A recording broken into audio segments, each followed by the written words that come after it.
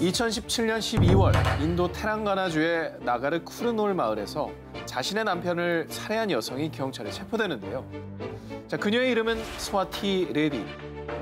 남편과 아이까지 있는 유부녀였지만 그녀는 다른 남자를 사랑하게 됩니다. 에이구. 자, 직장 동료였던 라제쉬 아자콜루와 불륜을 저지르고 있던 건데요.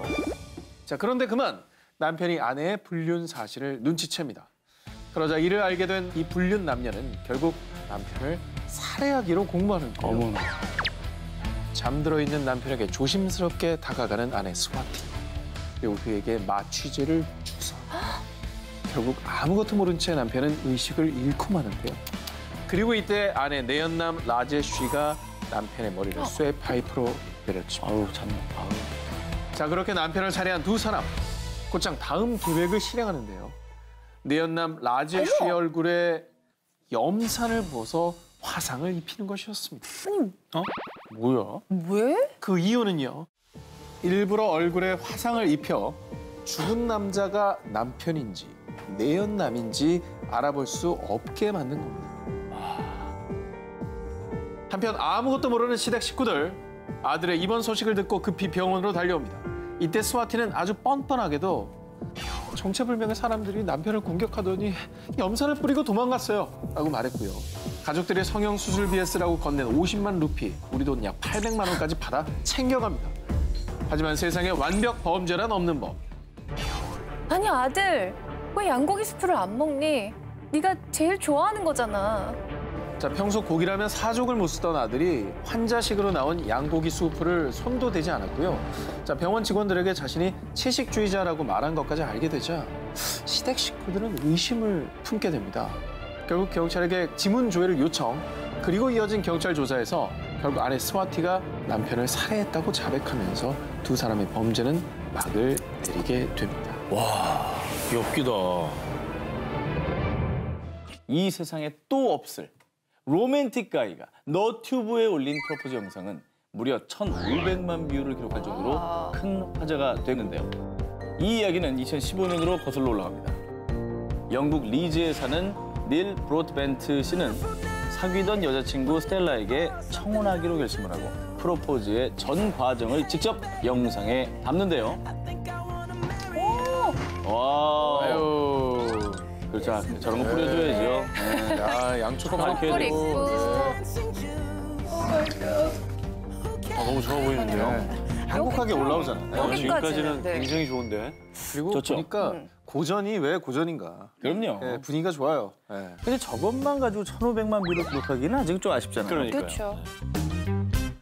닐의 프로포즈 중 빅 하이라이트. 바로 이 하트 모양의 로맨틱한 편지입니다.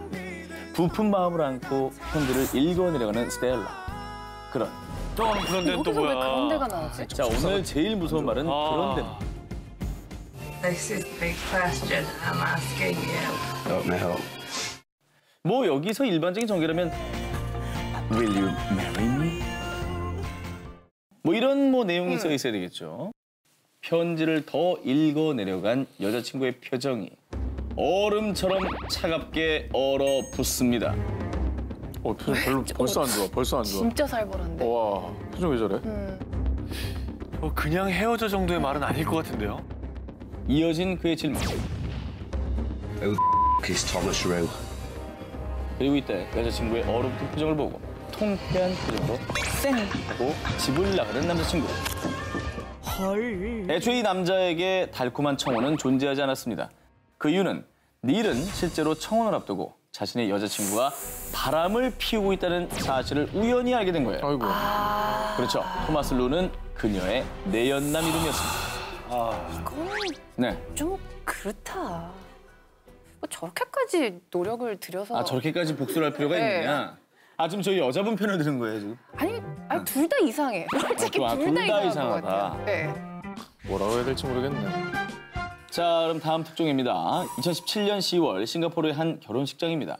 결혼식이 미처 다 끝나지도 않았는데 얼굴을 가린 채 갑자기 식장을 빠져나간 신부. 대체 무슨 사연이 있었던 걸까요? 싱가포르에 사는 부유한 사업가로 알려진 익명의 남자는요. 자신의 여자친구와 결혼을 결심했지만 언제부턴가 여자친구가 좀 달라졌다, 변했다 이런 느낌이 들었다고 합니다. 그래서 결국 사설 탐정을 고용해가지고 여자친구의 뒤를 밟고 마는데요. 남자친구에게 의뢰를 받고 수개월간 치밀하게 감시한 사설 탐정. 여자친구가 야심한 밤에 다른 남성과 호텔에서 나오는 장면을 포착을 하고 맙니다. 냄새가 나죠, 뭐. 신하영 씨, 좀 이건 빼박이죠, 뭐, 빼박. 그죠, 빼박이죠. 네. 아니 호텔은 빼박입니까? 그쵸. 아, 조식 약속 못 잡아요? 조식 다른 데서 드세요. 조식 다른 데서 드세요. 식당도 많은데 굳이 왜 호텔에서 조식을 먹어? 미슐랭 가이드래. 정말 명쾌한 답이다. 그리고 이 사실을 알게 됐을 땐 이미 결혼식은 고작 몇 주 뒤. 과연 이 남자의 결정은? 결혼식은 예정대로 이루어졌습니다. 그리고 식장 곳곳에는 두 사람의 행복한 사진, 영상들이 펼쳐졌죠. 잔인하다. 벽에 걸린 대형 스크린에는 커플의 다정한 한때가 나왔습니다. 그러더니 갑자기 화면이 바뀝니다.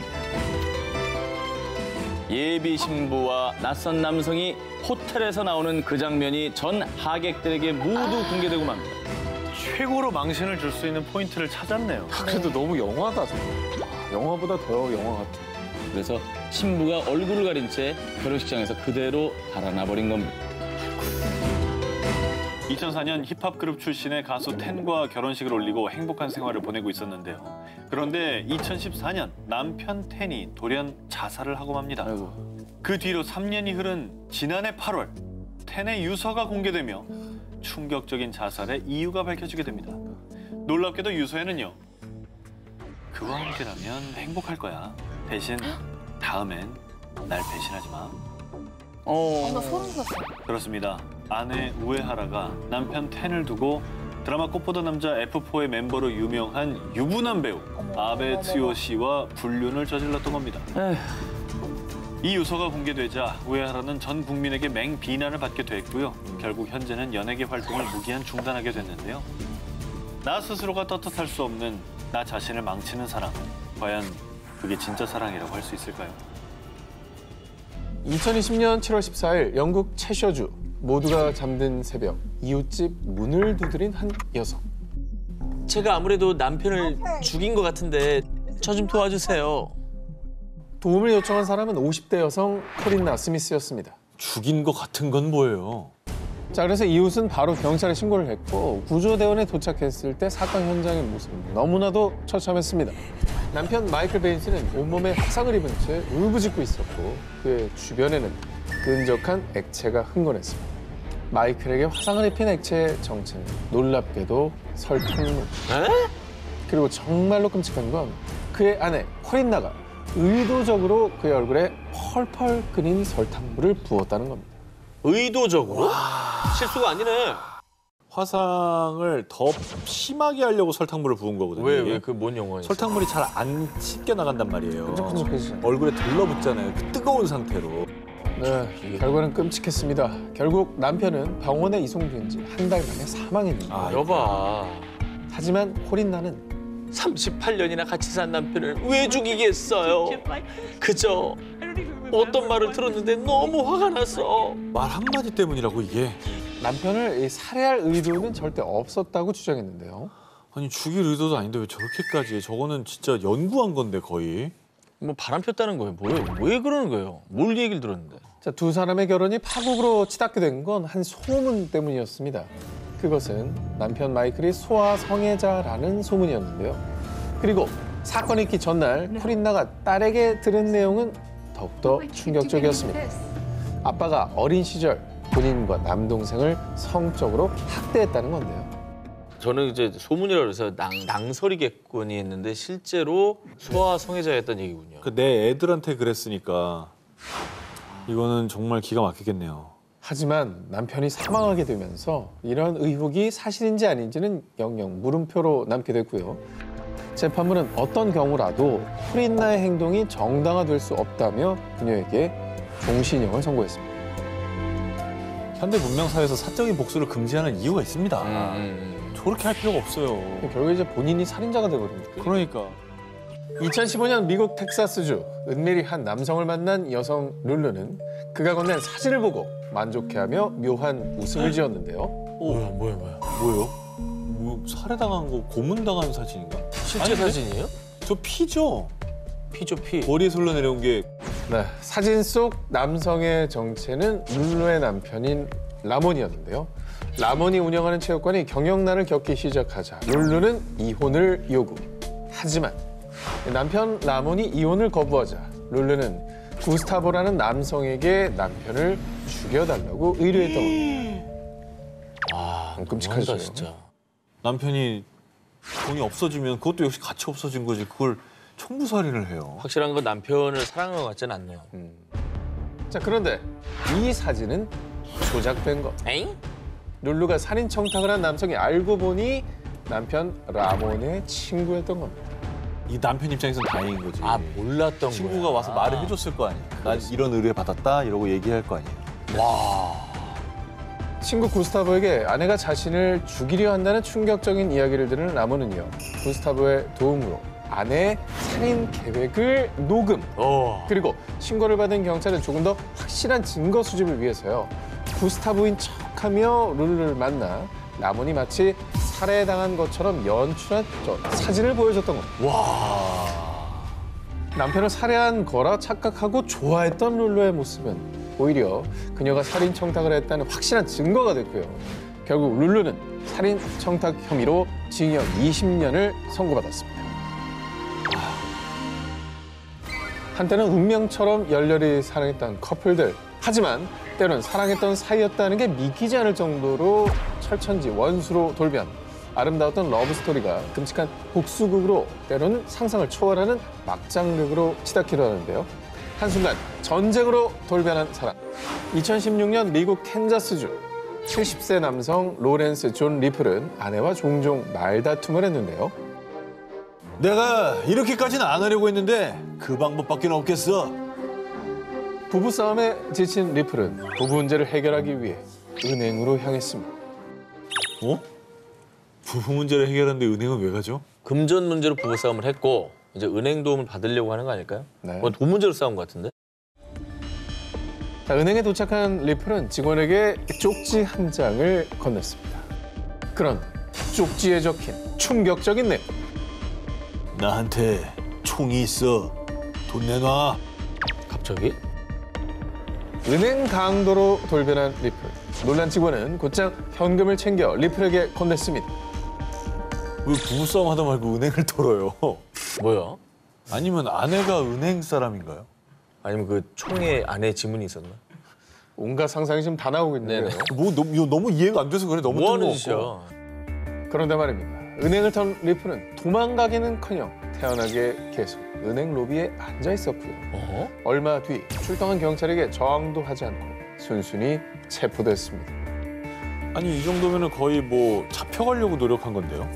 이게 너무 이해가 안 가는데 뭐 한 거야 지금? 경찰 조사 결과 밝혀진 리플의 충격적인 범행 동기. 아내랑 사는 게 너무 싫어. 집에 있느니 차라리 감옥에 가는 게 낫겠어. 아내도 너무 슬프겠다. 나랑 사느니 감옥을 감옥만도 가겠다. 못한. 감옥만도 못한 거 아니야? 70년 인생 중 반평생 이상을 아내와 함께한 리플. 하지만 수십 년 동안 계속된 부부싸움에 질린 그는요. 아내와 이혼하고 싶었지만 위자료를 주는 게 부담스러워서 아내가 따라올 수 없는 곳 감옥에 가기로 결심. 그렇게 해서 일부러 강도 행각을 벌이게 된 겁니다. 얼마나 싫으면 감옥을 차라리 가자라는 생각을 하냐. 아 정말 이해가 안 된다. 진짜 어리석다. 자, 근데 세상은 원하는 대로 흘러가지 않습니다. 왜죠? 당시 미 법원은 리플 이 아저씨가 초범이고 우울증을 앓고 있다는 점을 고려해서 그걸 또 참작을 해줬네. 정상 참작을 해주셨습니다. 네. 그 점을 고려해서요 6개월의 가택연금을 선고했습니다. 와 최악이네 최악. 반년을 나오지도 못하는 거네 집에서. 결국 리플은 그토록 원하던 감옥이 아닌 아내가 있는 집으로 돌아가야 했습니다. 아내를 피하려고 감옥 가려다가 아내와 함께 6개월 가택연금. 아 근데 진정한 감옥이네 이 사람한테는. 그렇지. 2019년 10월 미국 펜실베니아주 브랜디는 이혼한 남편에게 7,500달러, 한화 약 870만 원의 재산 분할금을 지급하게 됐습니다. 재산 분할금을 이제 남편에게 지급해야 하는 거라면 이혼의 그 규책 사유가 아내에게 있다라고 추측할 수 있겠군요. 아닙니다. 파기형의 책임이 있는 건 브랜디가 아닌 남편. 사실 남편이 브랜디와의 결혼 생활 중에 불륜을 저지른 것이었습니다. 미국 펜실베니아주의 법률에 따르면 이혼 시 유책 여부를 고려하지 않고 결혼 이후 습득한 재산은 공평하게 분할해야 한다라는 법이 있습니다. 브랜디는 불륜을 저지른 남편과 재산을 나눠야 한다는 사실이 너무 억울한 나머지 남편에게 복수를 결심. 긴 연구 끝에 아주 기발한 아이디어를 떠올렸습니다. 바람나서 이혼한 남편한테 복수하고 싶은데요. 재산 분할금 870만 원을 모두 동전으로 바꿀 수 있을까요? 어머, 당연하죠. 지폐로 다시 교환하려면 동전을 일일이 묶음으로 정리를 해서 가져와야 되니까 그걸 당신 먹을 거예요. 브랜디의 사연을 들은 은행 직원들이 복수국에 적극 동참. 덕분에 브랜디는 7,500달러의 재산 분할금을 전부 10센트짜리 동전으로 교환. 총 10박스에 담긴 동전의 수는 무려 7만 5천 개. 무게는 무려 160kg에 달했습니다. 하긴 저게 뭐 무조건 지폐로 줘야 된다, 현찰로 줘야 된다 이런 게 없으니까. 없죠. 사실 편할 거면 계좌이체로 주는 게 제일 편한데. 제일 편하지. 아니 뭐 예전 편하게 주기 싫은 거죠. 은행 직원들끼리는 뭐 옆에 은행이어도 다 알 테고 누가 왜 저 많은 동전을 가져갔는지도 알 테니. 네. 자, 은행 직원이 정말 응원을 세게 해줬네. 네. 그리고 브랜디는 이혼이라고 적힌 티셔츠를 입고 자신의 복수 과정을 SNS에 공개. 이에 일부 누리꾼들은 남편 표정이 어땠을지 너무 궁금해요. 바람핀 남편은 잊고 새 출발하세요 라며 그녀를 위로했는데요. 마지막으로 브랜디는 이혼한 남편에게 이렇게 일침을 가했습니다. 그 동전들을 하나하나 다 세면서 네가 버린 어린 두 아이와 홀로 아이를 키워야 하는 내 삶이 얼마나 힘들지 생각해.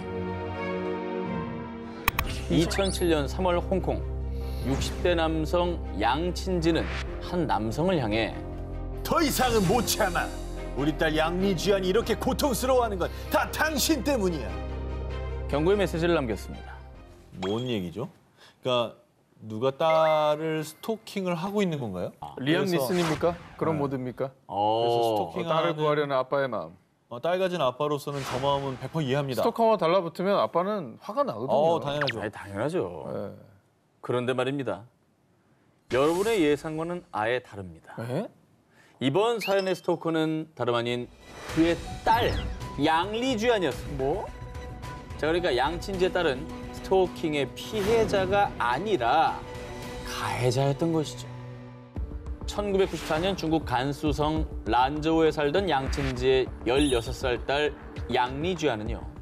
영화배우 유덕화에게 흠뻑 빠져서 학교도 그만두고 덕질에 몰두 20살이 된 이후에는 유덕화를 보기 위해 그의 스케줄을 따라 베이징에 6번, 홍콩만 3번을 방문. 하지만 무려 13년간 단 한 번도 그를 만나지 못했습니다. 아니 만나지 못할 수 있죠. 아니 근데 사실은 맹목적으로 저렇게 연예인 따라다니고 그렇게 긴 시간 했으면 그 정도면 됐다. 그럼.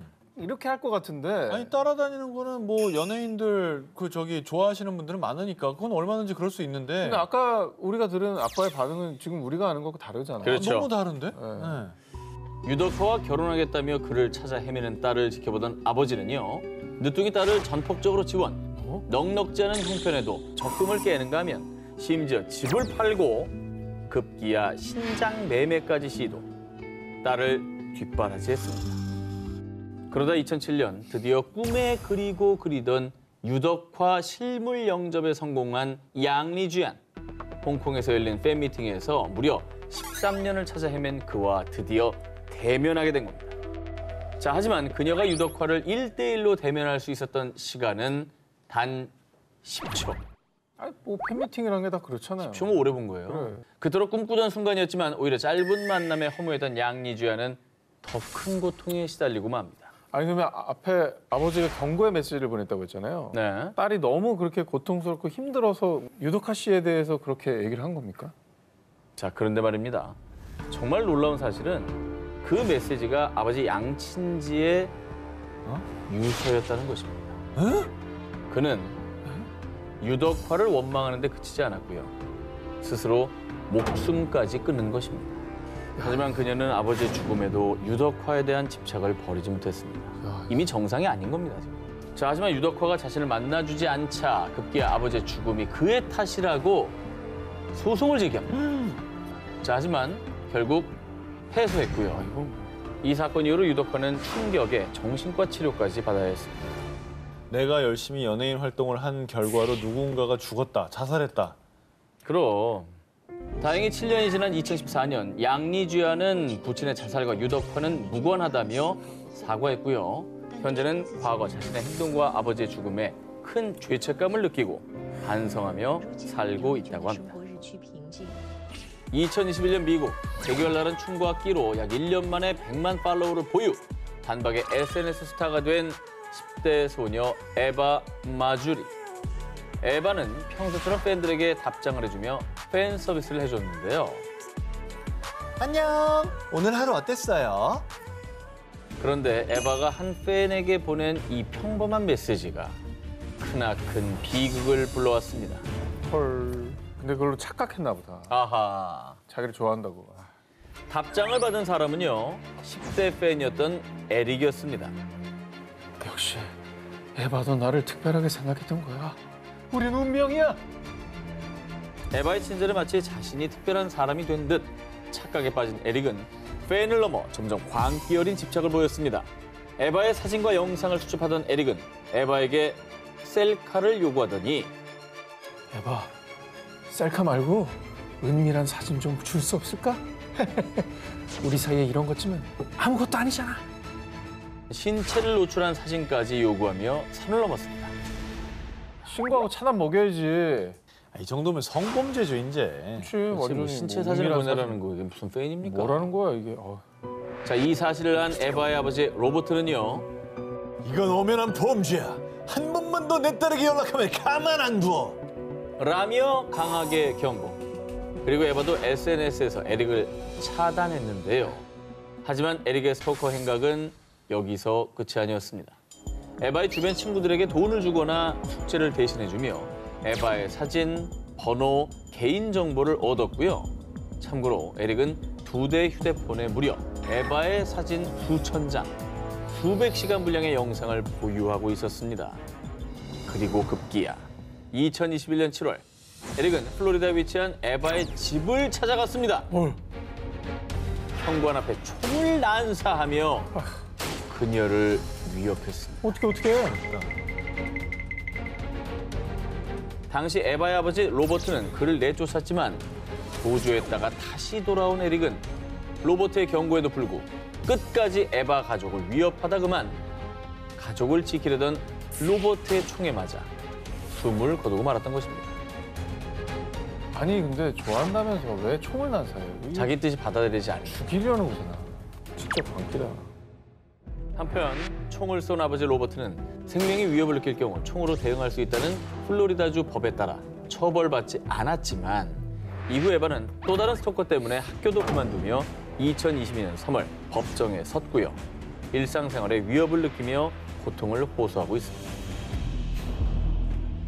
사실 이게 또 없던 문화잖아요. 이 인플루언서 그리고 뭐 최근에 SNS 스타라는 게 문화고. 이게 이게 좀 심리적인 거리가 좀 가까워지니까 좋은 면도 있지만 저렇게 착각을 하는 사람들도 많이 생긴다는 게 양날의 검인 것 같습니다. 아휴 슬프네요 진짜. 네. 2008년 11월 영국 데번주 엑셔터시로 이사 온 여성 헬렌 피어슨. 자 그런데 말입니다. 이사를 온 지 몇 달 지나지 않아 헬렌은 이상한 일을 겪게 됩니다. 아니, 내 자전거가 왜 여기 버려져 있지? 자전거 타이어가 망가진 채로 발견. 그리고 며칠 뒤엔 집 자물쇠가 망가져 있었는데요. 도둑 들었나 보네. 아니면 이분이 새로 이사 왔다 그랬으니까 어. 그 집에 먼저 살던 사람에게 원한을 가진 아, 뭐 그런 사람이지 않을까? 아 근데 잘못된 타겟으로. 그렇지. 새 주인 온지 모르고. 자 겁이 난 헬렌은 경찰에 신고했지만 경찰은 범죄 사건이 아니라고 판단해 적극적으로 조사에 나서진 않았고요. 그 사이에 상황은 더욱더 심각해졌습니다. 헬렌의 자동차 타이어에 펑크를 낸 것뿐만 아니라 내가 제대로 공격하면 어떻게 대처할지 보고 싶구만. 비명을 지르려나? 그럼 지금부터 게임을 시작하지.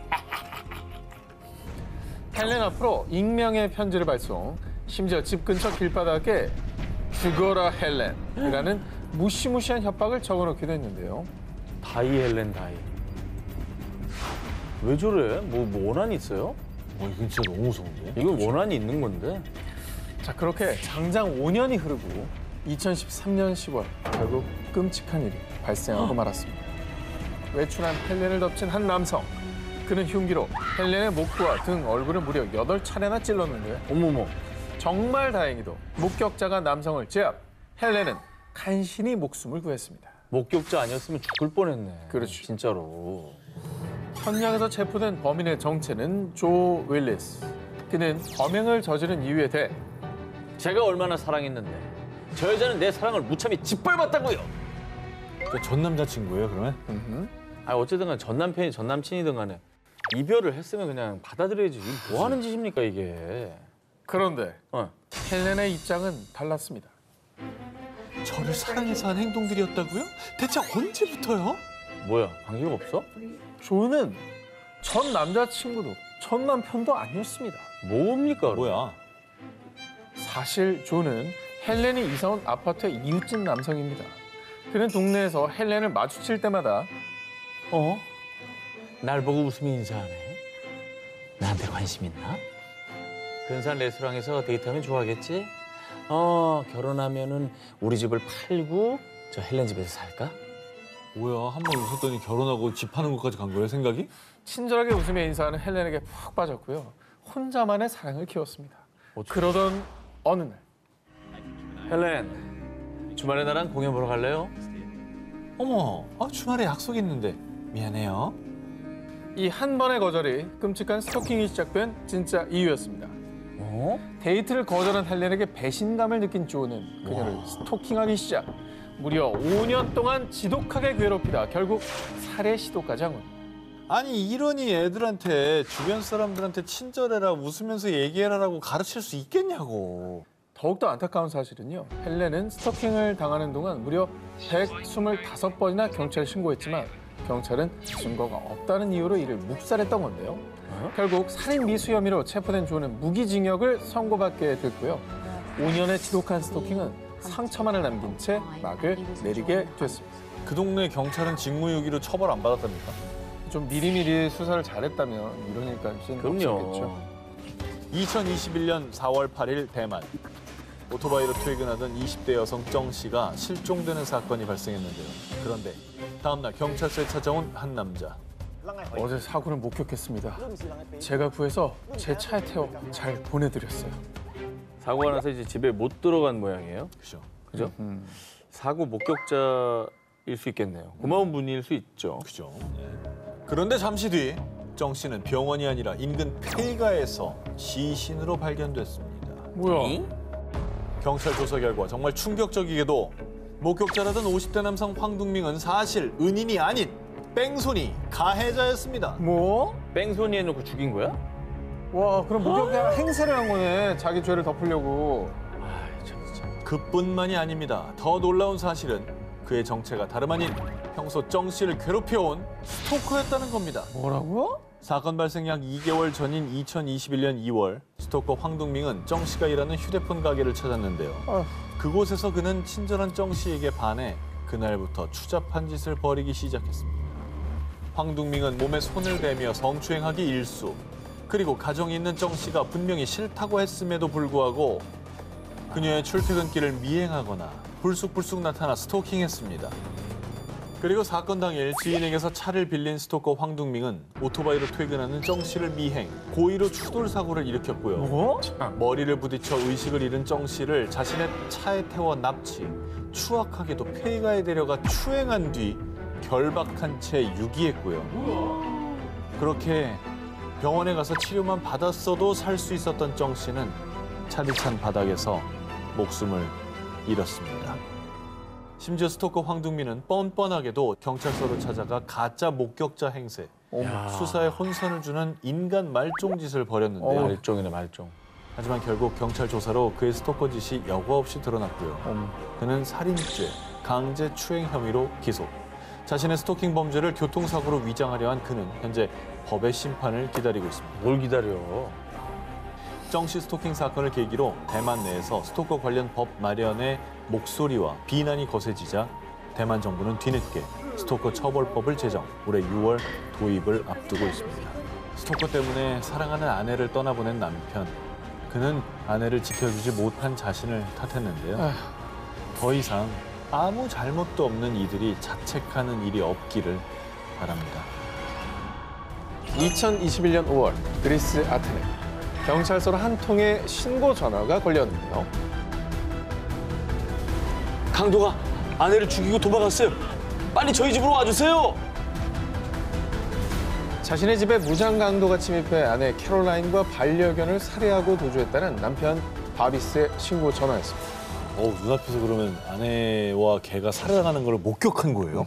아, 저 엄청난 트라우마겠네. 그러게 이거 평생 가는 건데. 그러나 주제가 주제 아닙니까? 왠지 자작극? 슬픈 예감이 드시죠? 아, 왜 이래. 하지만 남편 바비스는요, 알리바이가 있었습니다. 바비스의 진술에 따르면 아내가 살해당하던 시각 강도가 자신의 손과 발을 결박, 눈과 입까지 가려진 채 다른 방에 감금돼 있었고 불행 중 다행으로 이웃 주민이 바비스를 발견, 경찰에 신고할 수 있었다고 합니다. 사랑하는 아내를 한순간에 잃은 남편 바비스는요. 어젯밤 우리 가족이 겪은 일은 악몽이었어요.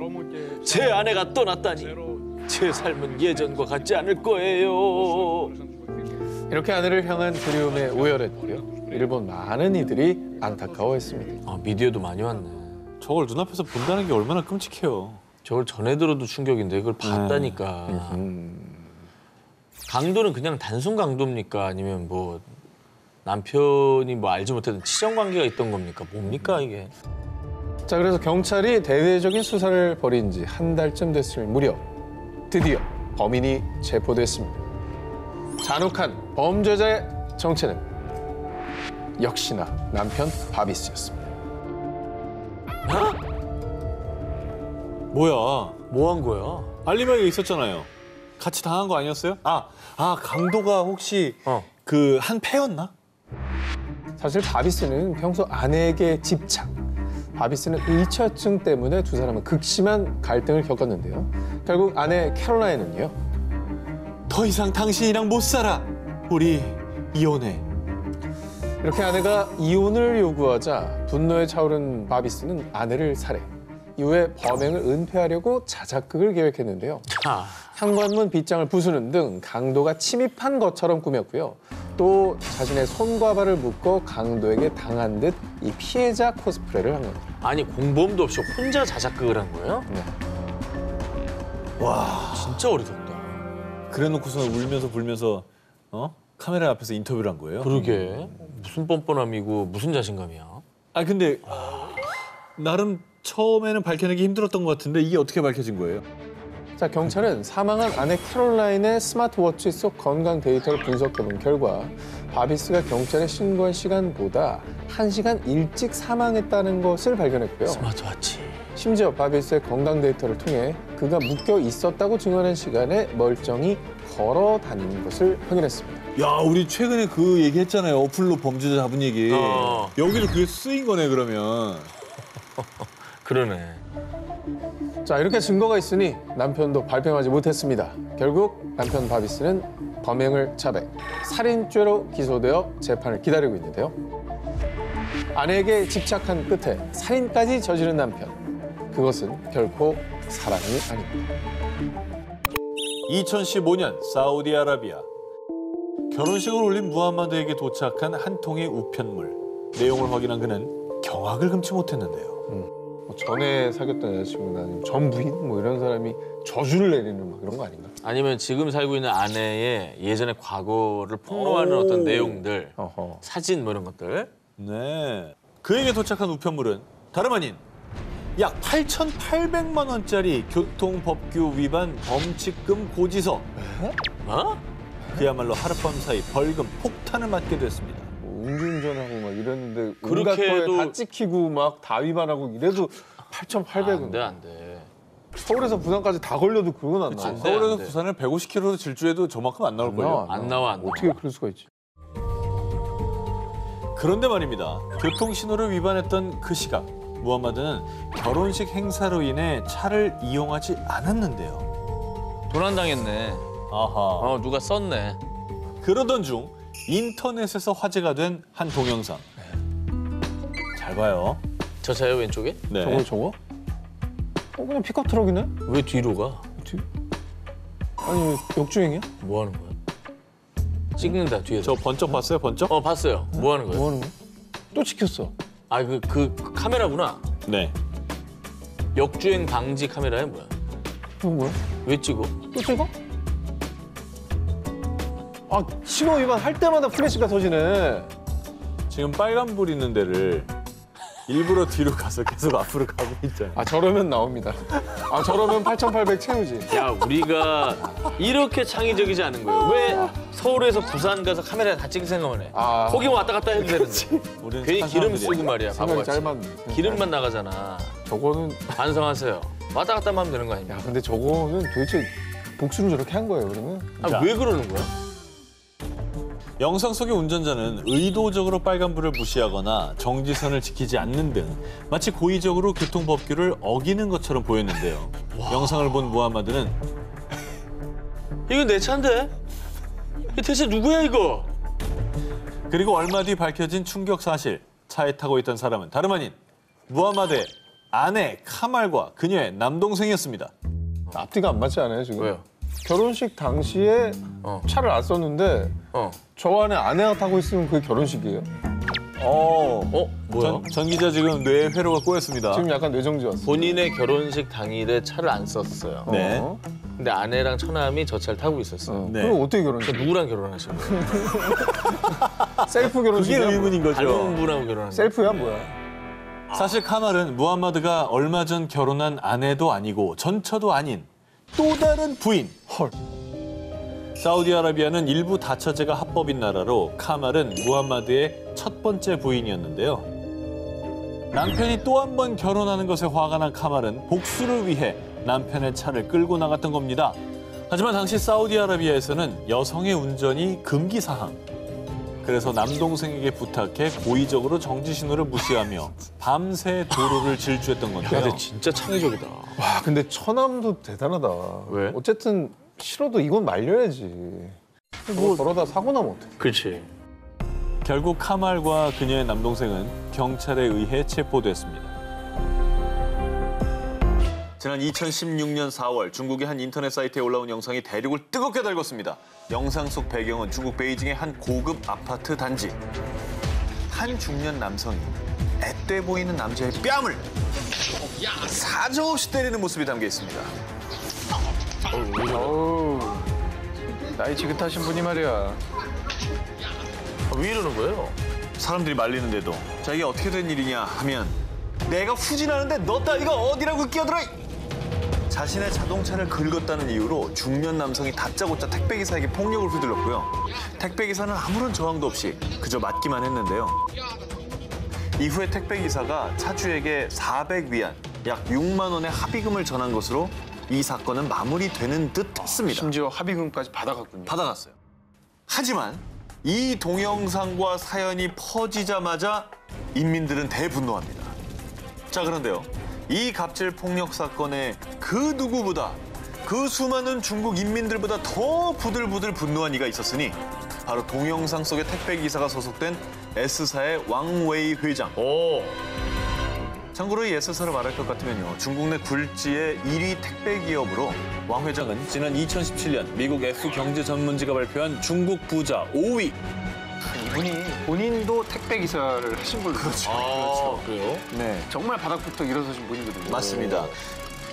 우리 직원을 때린 이 사건에 대해 끝까지 책임을 묻겠습니다. 그렇게 하지 않으면 저는 이 기업의 회장이라고 할 수 없을 겁니다. 멋지다.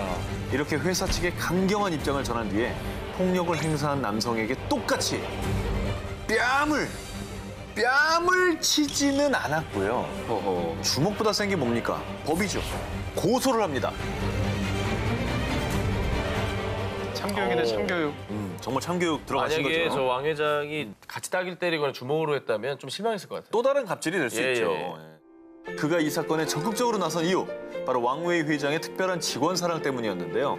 그는 기업 행사에서 우수 직원에게 선발된 이에게 90도로 허리 굽혀 인사하는 모습이 화제가 되기도 했고요. 실제로 늘 기업의 최대 자산이 직원이라고 그렇게 강조하는 CEO였다고 합니다. 결말 어떻게 된지 궁금하지 않습니까? 아, 궁금해요. S사 택배기사를 폭행한 남자는 결국 중국 공안에서 조사를 받았고요. 갑질을 행사했던 그 남자는 또해부치 잘못했습니다. 다시는 안 그러겠습니다. 이렇게 택배기사와 S사 측에 사과를 했다고 합니다. 근데 저렇게 하는 회장을 본 직원들의 기분이 어떻겠습니까? 애사심이 더 이제 뿜뿜이죠. 배달을 하면서도 나 정말 충성심도 생기고 더 열심히 하게 되고 힘도 나고 안 그렇겠어요? 근데 사실은 저거는 복수라기보다는 해야 될 일을 한 거예요. 그렇죠. 지원합니다, 아주. 중국 남서부 충칭에서 일어난 귀여움 또 살벌한 복수극. 자, 2015년 3월의 어느 날 아침 출근하기 위해 주차장을 내려간 한 남성은 아니, 누가 내 차를 이렇게 망가뜨렸어? 어젯밤까지 멀쩡했던 자동차가 군데군데 긁히고 또 찍힌 장비 수두룩. 그야말로 처차만 몰골 그 자체였습니다. 자, 그런데 이때 화가 잔뜩 난 한 남성에게 다가온 한 이웃. 그리고는 그에게 무언가를 건넸는데요. 이 차 주인이세요? 이 사진 좀 보시겠어요? 그 사진에는 견공 3마리가 자신의 차를 씹고 뜩 물고 맛보고 있었던 거죠. 대체 왜 강아지들은 이 남성의 차만 물어뜯은 거였을까요? 맛있는 게 묻어 있었나 왜 저래? 아니, 어떻게 저럴 수가 있어? 아니, 차가 먹는 것도 아니고. 사건이 일어나기 전날 저녁 퇴근 후 평소처럼 집 앞 주차장에 주차하려는 그때 주차장 중앙에 떡하니 자리를 차지한 채 쿨쿨 자고 있는 개 한 마리를 발견한 남성은요. 뭐야? 네가 왜 여기서 자고 있어? 자, 그리고는 무자비하게도 뻥 하고 그 개를 발로 찼고요. 아이고. 자다가 갑자기 복면을 당한 개는 깨갱 하고는 그대로 도망을 쳤는데요. 아왜 개를 때려? 굳이 그럴 거 없지 않겠어요? 굳이 그럴 거 빵 없지, 한번 누르면 되는 거지 뭐. 네. 그래서 제가 추측건데 의리 있는 동료들이 저희가 가끔 하는 일이죠. 크로스! 너 너무 멀다. 크로스! 크로스! 강아지들끼리 야, 우리가 계산놓고 아주 납작하게 해버리자. 뭐 이렇게 모의를 한 거라고 추측이 됩니다.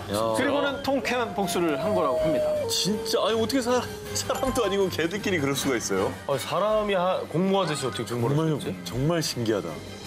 유쾌한 복수였습니다. 네, 재밌네요. 2017년 6월 미국 플로리다주 올랜도 지역의 한 도로.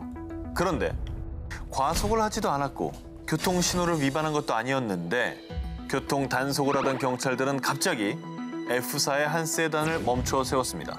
차주는 한 흑인 여성이었는데요. 저 신분증 좀 봅시다. What agency you were? 신분증을 요구하면서 그녀에게 직업을 물은 경찰들. 그러나 그녀의 대답에 그들은 당황하기 시작했습니다. Second. Alright. 오 마이. 그녀는 플로리다주의 검사 아라미스 아얄라. 추측건대 흑인 여성이 F사의 세단을 몰고 가자 의심조를 그냥 불러 세운 것처럼 보였습니다. 저희는 항상 이렇게 조회를 한답니다. 혹시 도난 차량일 수도 있고요. 그리고 창문 썬팅이 좀 진하기도 하고 그래가지고요. 이 아라미스 아얄라 검사 또한 말도 안 되는 거짓말이라는 걸 알고 있었습니다. 왜냐하면 자신은 교통법규를 어기지도 않았고 차량 썬팅도 불법이 아니라는 걸 알고 있었기 때문이죠. 얼마나 더 잘 알겠어요. 더 잘 알지. 그러나 곧바로 아라미스 아얄라는 이 두 경찰이 자신을 불러 세운 건 인종차별 중에 하나라고 판단했습니다. 당연하지. 그러니까 제대로 뭐 그냥 딱 걸린 거네요. 잘 걸렸지? 잘 걸렸다고 볼 수 잘 있겠네요. 걸렸어. 그런데 아라미스 아얄라는 경찰의 어이없는 변명에 미소로 화답했고요. 대신 명함을 주실 수 있을까요? 왜 내 명함을 왜 달라고 그러세요? 안 가져왔어요. 정말로 영상에 보면 실제로 안 주고 메모지에 적어서 메모지 뜯어줍니다. 이후에 이 어이없는 사건은 해당 백인 경찰 버디캠에 찍힌 동영상이 올랜도 경찰서의 너튜브를 통해 공개되면서 무려 200만 이상의 조회수를 기록. 그녀가 흑인이 아니었다면 차를 세우지도 않았겠지. 경찰이 핑계대려고 아주 애를 쓰네. 네티즌들로부터 인종차별에 대한 비난을 피할 수 없었습니다. 자, 그렇다면 검사 아라미스 아얄라 어떤 복수를 했을까요? 이 두 백인 경찰들에게 직접적인 조치를 취한 건 없었습니다. 그런데 이 사건과 관련해 한 언론사 인터뷰에서 이런 말을 전했습니다. 이 사건에 대해서 올랜도 경찰서와 공개적인 대화를 나눌 수 있길 바랍니다. 경찰청장 나오라 이거지. 개인의 문제가 아니라 경찰청장 나와. 내가 아마 네 서장하고 나오겠어. 나와. 지난 2017년 12월 미국 버지니아주에 있는 로널드 레이건 워싱턴 내셔널 공항. 부유한 사업가 에밋 워커는요. 자신의 37번째 생일 기념으로 도미니카 공화국 여행을 계획했습니다. 1등석 고객님 먼저 탑승하시겠습니다. 1등석 티켓을 끄는 에밋은 승무원의 안내에 따라 줄을 섰습니다. 그런데 갑자기 그를 불러세운 한 백인 여성. Excuse me, 저기요. 줄을 좀 잘못 쓰신 것 같은데 여기는 1등석 우선 탑승권 줄이라고요. 아시겠어요? 자, 이 여성은 에밋이 단지 흑인이라는 이유만으로 당연히 1등석 티켓을 살 돈이 없다고 판단한 겁니다. 아직도 저런 편견이 있고 선입견이 있구나. 그러나 에밋은 백인 여성의 이 무례한 발언에도 침착하게 대응. 여기 1등석 우선 탑승권 줄 맞죠? 제가 먼저 왔으니까 저 다음에 타시면 됩니다. 라면서 예의 바르게 말합니다. 그런데 이 백인 여성은 여기서 멈추지 않았습니다. 자신의 일행에게 아주 대놓고 저 사람 무슨 군인 특혜 같은 거 받았나 봐. 그래도 내 돈 내고 타는 우리가 먼저 좀 탑승해야 되는 거 아닌가? 비행기 티켓을 군대에서 지원해 준 게 아니냐며 쑥덕쑥덕댄 거죠. 가만히나 있지. 더 이상 듣고만 있을 수 없었던 에밋. 대놓고 인종차별을 한 그녀에게 한 사이다 멘트. 저는 군인은 아니고요. 그냥 돈이 많은 흑인이에요. 그러자 두 사람의 상황을 지켜보던 주변 승객들도 에밋에게 큰 박수를 보내왔습니다.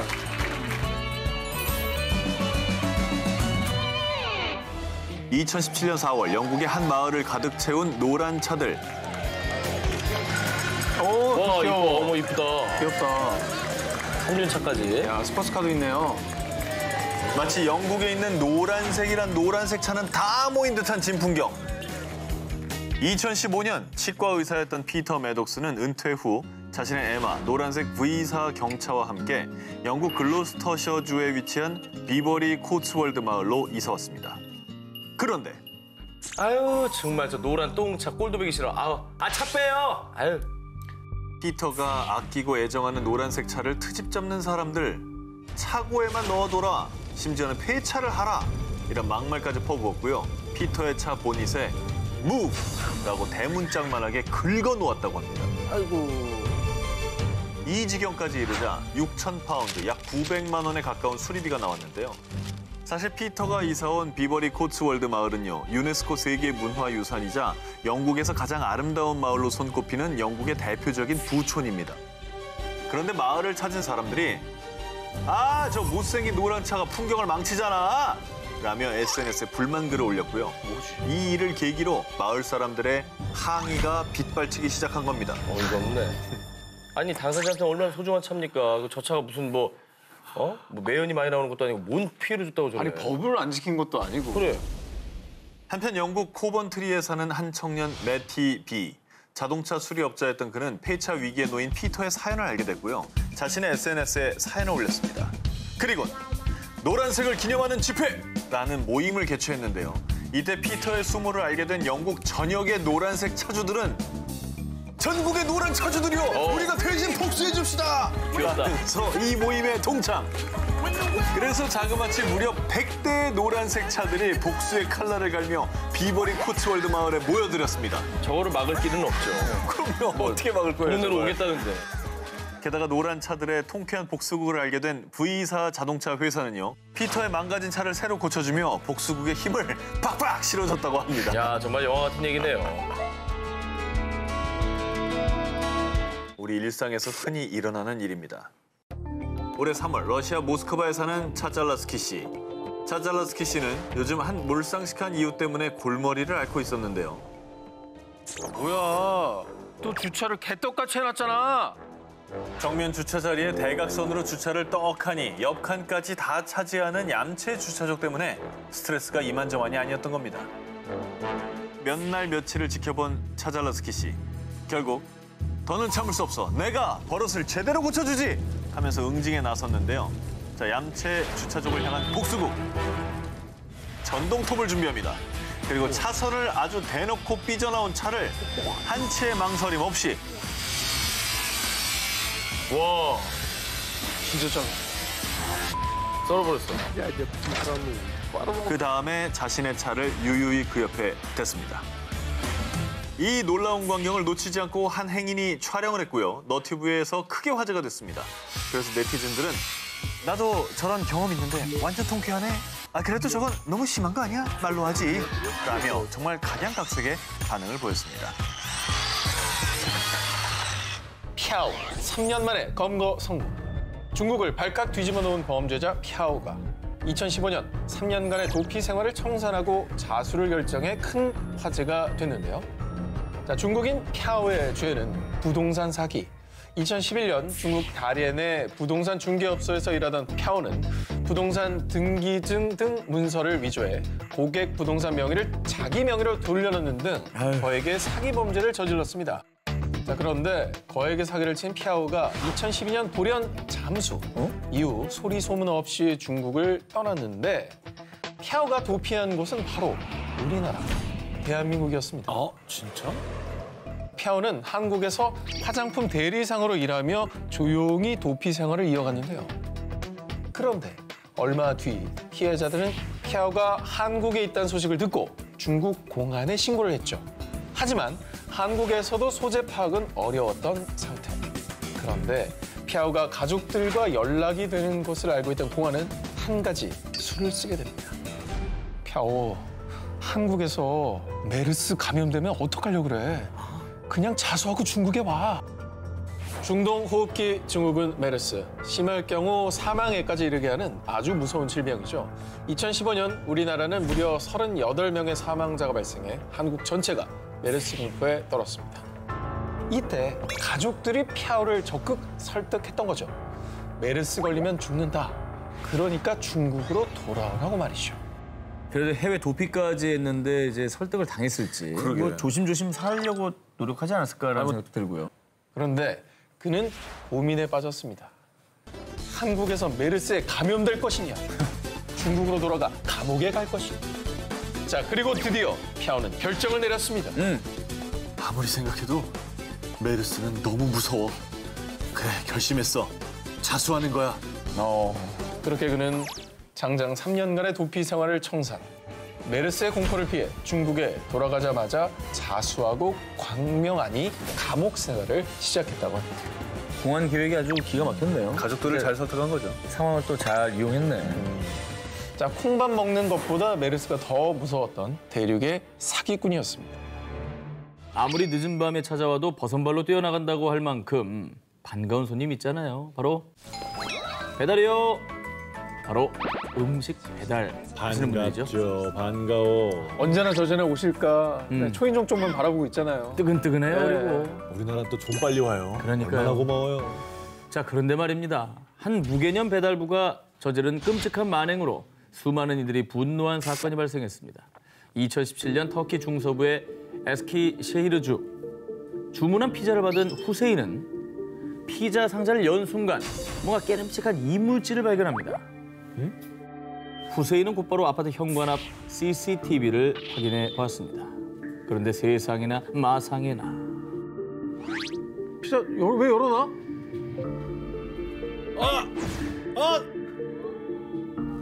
배달부가 피자에 얼굴을 들이밀더니 피자에 하고 침을 뱉은 겁니다.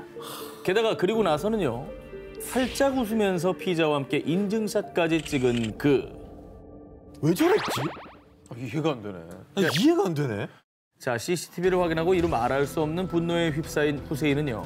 곧바로 피자 회사에 전화해 항의했고요. 경찰에 피자 배달부를 신고했습니다. 이 사건으로 법정에선 피자 배달부의 비겁한 변명.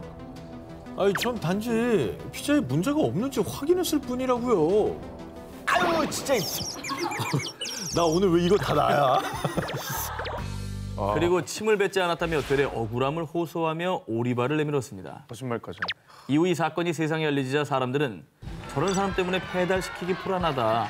끝까지 반성도 안 하더니 뻔뻔하다. 라며 분노했습니다. 아니, 우리나라에도 이거 비슷한 사건이 있었잖아요. 이거 그냥 뭐 이게 장난이 아니에요, 이거는 범죄입니다. 진짜 성실하게 일하시는 모든 분들을 욕먹이는 겁니다. 아, 그럼요. 자, 이후 이 배달부는 재산 피해를 끼친 혐의와 식품위생법 위반으로 2년 6개월형을 선고받고요. 회사에서도 해고됐다고 합니다. 몰상식한 행동을 하고도 끝까지 거짓말을 한 무개념 배달부. 이제 아셨나요? 손바닥으로는 하늘을 가릴 수 없다는 걸 말이죠. 자, 이번 특종은요. 사진 먼저 공개합니다. 이분은 얼굴 보니까 저는 알겠네요. 기억이 나네요. 뉴스에 얼마 전 났죠. 네네네. 네. 자, 얼굴에 큰 멍이 든 이 여성은 미국 샌프란시스코에 거주하는 중국계 미국인 70대 여성 시에 샤오전인데요. 지난 3월 17일 오전 시에 샤오전 할머니는 자택 인근에서 산책을 즐기고 있었습니다. 그런데 어이, 거기 중국인? 한 남성의 목소리가 들려 고개를 돌린 그 순간 할머니의 얼굴을 향해 갑자기 주먹이 날아왔습니다. 그렇게 무차별적으로 폭행을 당해 쓰러진 시의 할머니는 눈가에 피멍이 드는 상처를 입고 말았던 것이죠. 아휴, 정말. 저 나이 든 분들은 이게 맞은 것도 문제인데 저렇게 해서 넘어지다가 저 고관절 같은 데 부러지잖아요. 그거 굉장히 회복이 어렵습니다. 얼마나 놀라고 아프셨을지 가늠이 채되지 않는데요. 대체 왜 그런 짓을 저지른 겁니까? 예? 정신을 차린 할머니가 고개를 들었을 땐 한 백인 남성이 서 있었습니다. 자, 그런데 말입니다. 할머니는 곧바로 경찰에 신고를 한 게 아니라요. 주변에 있던 나무 막대기를 들어 자신을 폭행한 남성을 향해 곧바로 반격에 나섰습니다. 그리고 할머니가 휘두른 막대기에 흠씬 두들겨 맞은 남성은 결국 구급차에 실려갔습니다.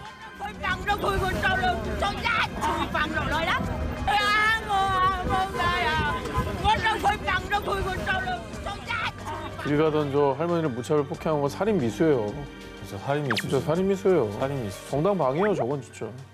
상식적으로 저 할머니가 뭐 손에 아무리 무서운 무기를 들었다 한들 저 한 30대로 보이는 저 청년이랑 싸우는 게 70대 할머니와 70대 할머니인데 지금 저 할머니는 바로 서 있기도 힘들어 보이시는구만.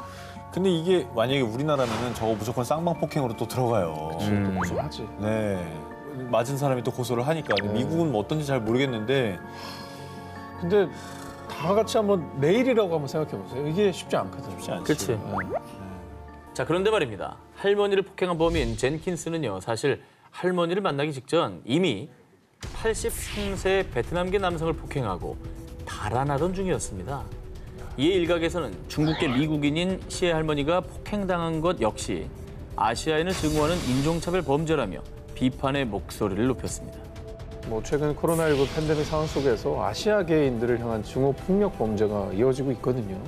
아마 저 할머니가 반격 못할 줄 알고 폭행했을 거예요. 저 사람은 그전에도 반격할 줄 알면 고령자만 공격하지 않죠? 네, 그전에도 80대 할아버지를 공격했다니까 저 사람은 좀 치사한 생각을 가지고 있는 사람인 거고 상대적으로 자기한테 공격을 못할 거라고 생각한 뭐 노인 대상으로 하는 거니까 되게 비겁한 짓인 거죠.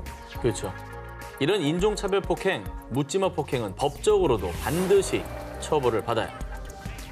2013년 인도네시아 자바섬 동부 파수루안 한 여성이 이웃집에 살던 40대 남성 야신 파딜라에게 성폭행을 당하는 사건이 발생했는데요. 그러나 동네 시끄럽게 일 키우지 말고 두 사람이 알아서 잘 협의해보게. 진짜 무책임하다. 당시 마을 장로들이 나서 사건 중재에 나서며 해당 사건은 마무리됐습니다. 어르신이면 제대로 된 판단을 내려주셨어야죠. 저건 동네가 시끄러워서야 맞죠? 그렇죠. 네. 그렇죠. 피해 여성과 가해 남성 한 마을에 살았던 거잖아요. 그러면 그냥 덮으면 계속해서 지내라는 겁니까? 뭡니까? 자기 일 아니라고. 말이 됩니까? 그런데 말입니다. 해당 사건이 일어난 지 6년 뒤인 2019년 12월 16일 파딜라가 동네에서 오토바이를 타고 집을 나서던 중 누군가가 휘두른 흉기에 찔려 사망하고 말았습니다. 혹시 그 피해 여성이 결국 6년 뒤에 복수한 거 아닙니까? 사건 바로 다음 날 파딜라 살해 혐의로 경찰에 체포된 범인. 그는 6년 전 파딜라에게 성폭행을 당한 여성이 아닌 그녀의 18살 된 아들 마울루드 리안토였습니다.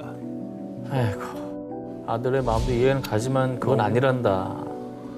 18살이면 이제 뭐 미래가 창창한 그런 나이 아닙니까? 어른 되기도 전에 살인자가 된 거예요. 그러니까. 저 마을 장로들이 저 애를 살인자로 만든 거죠. 그렇지. 그 장로들이 쉬쉬한 게 최악의 단초였네요. 사건에. 그렇습니다. 6년 전 엄마가 이웃집 남성에게 끔찍한 일을 당했다는 걸 알게 된 리안토. 당시 소년의 나이는 고작 12살이었는데요. 범인은 처벌받지 않고 심지어 아무 일도 없었다는 듯 이웃에 그대로 살고 있고 오히려 피해자인 엄마가 죄인처럼 고개 숙이고 다니는 모습을 본 소년. 그리고 무려 6년 동안 소년은 칼을 갈며 오직 복수의 기회를 엿봤던 겁니다.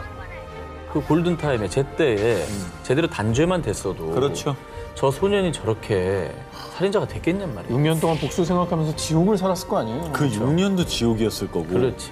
저 학생의 미래도 정말 어두울 것 같고 근데 너무 이해는 되죠. 이해는 가죠. 그리고 2019년 18살이 된 리안토는 드디어 자신의 복수를 실행에 옮기기로 결심했고요. 약 한 달간 파딜라의 동선을 살핀 뒤 그를 기습해 살해했던 겁니다. 그리고 다음 날 경찰에 체포된 리안토는요. 6년간 복수할 날을 기다려왔습니다. 저는 그 괴물을 절대 용서할 수 없었습니다. 라며 자신의 범행을 시인했고요. 그러니까 복수만 꿈꾸며 살다 보니까 이제 복수한 이후에 자신의 삶에 대한 계획은 아예 없었던 게 아닌가 하는 생각이 듭니다. 18은 사실 뭐 미래가 창창한 나이인데 결국 그 마음 때문에 범죄자의 삶을 살게 된 거잖아요.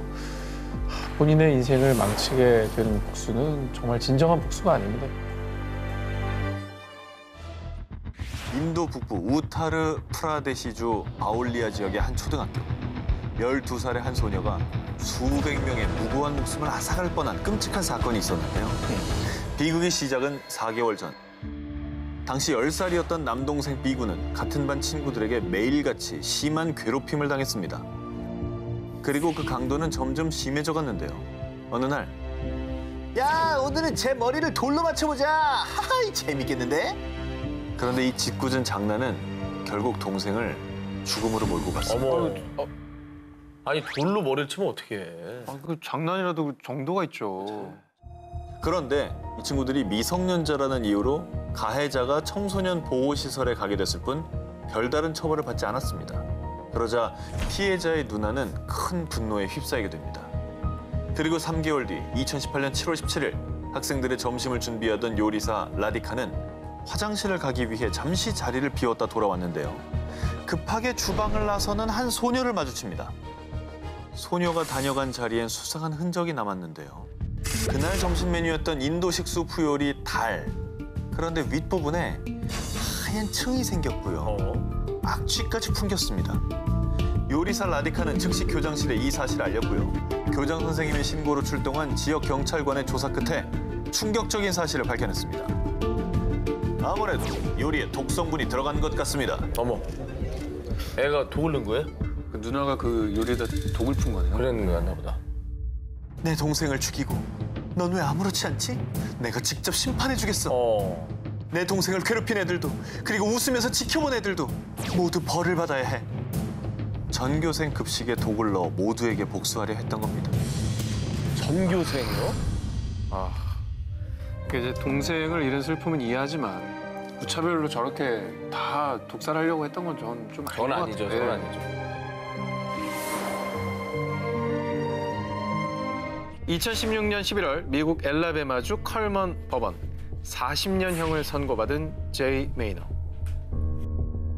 그는 자신의 장인을 총으로 쏴 죽이고 법의 심판대에 오르게 됐는데요. 그런데 판결이 난 직후 사람들의 반응이 심상치 않았습니다. 급기야 가해자 제이 메이너의 석방을 위한 탄원 운동까지 일어났는데요. 이건 또 왜죠? 가족을 죽였는데 거의 폐륜 범죄 아닌가요? 아니 어떻게 저기에 탄원 운동을 할 수가 있지? 거기엔 제이 메이너의 기구한 사연이 숨어져 있습니다. 자, 그에게는 사랑스러운 딸 줄리아 메이너가 있었는데요. 그러나 그녀에게는 깊은 상처가 있었습니다. 어린 시절 자신 어머니의 양아버지 레이먼드 얼 브룩스로부터 성적 학대를 당했습니다. 당시 줄리아의 나이는 고작 4살. 하지만 9살이 된 줄리아가 이 사실을 경찰에 알리면서 발각. 결국 2002년 레이먼드는 성폭행 혐의로 유죄 판결을 받게 됐습니다. 그러나 손녀에게 수년간 몹쓸 짓을 한 레이먼드에게 내려진 선고는 고작 징역 5년. 근데 미국은 대체로 처벌이 세지 않나요? 네, 아동 성범죄에 대해서는 굉장히 단호한 걸로 알려져 있는데 굉장히 손방망이네요. 13년이 지난 뒤 줄리아는 결혼 후 세 아이의 엄마가 됐는데요. 하지만 과거의 악몽은 지울 수 없는 트라우마로 남았고요. 끝내 남편과 이혼까지 하고 정신적인 고통에 몸부림치고 맙니다.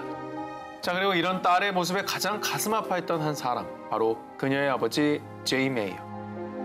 내 딸은 매일이 지옥인데 그자는 너무 적은 벌을 받았어. 이렇게 딸의 고통에 응당한 복수를 하기로 결심한 겁니다. 2014년 6월 총을 챙겨 자신의 장인 레이먼드의 집으로 향한 제이. 그는 정확히 레이먼드를 향해 방아쇠를 당겼고요. 곧바로 경찰에 체포된 제이는 1급 살인 혐의로 기소가 된 겁니다. 그래서 탄원운동이 생기기 시작했던 거군요. 하지만 이번에는 아버지를 위해 딸 줄리아가 나섰습니다. 나서야죠. 그녀는 아버지의 형량을 줄이기 위해 자신의 신상이 공개되는 걸 두려워하지 않았습니다. 언론사와의 인터뷰는 물론 아버지 제이의 석방 및 형량을 줄이기 위한 운동을 시작. 무려 2만 2천여 명이 넘는 사람들이 제이의 석방 운동에 동참했다고 합니다.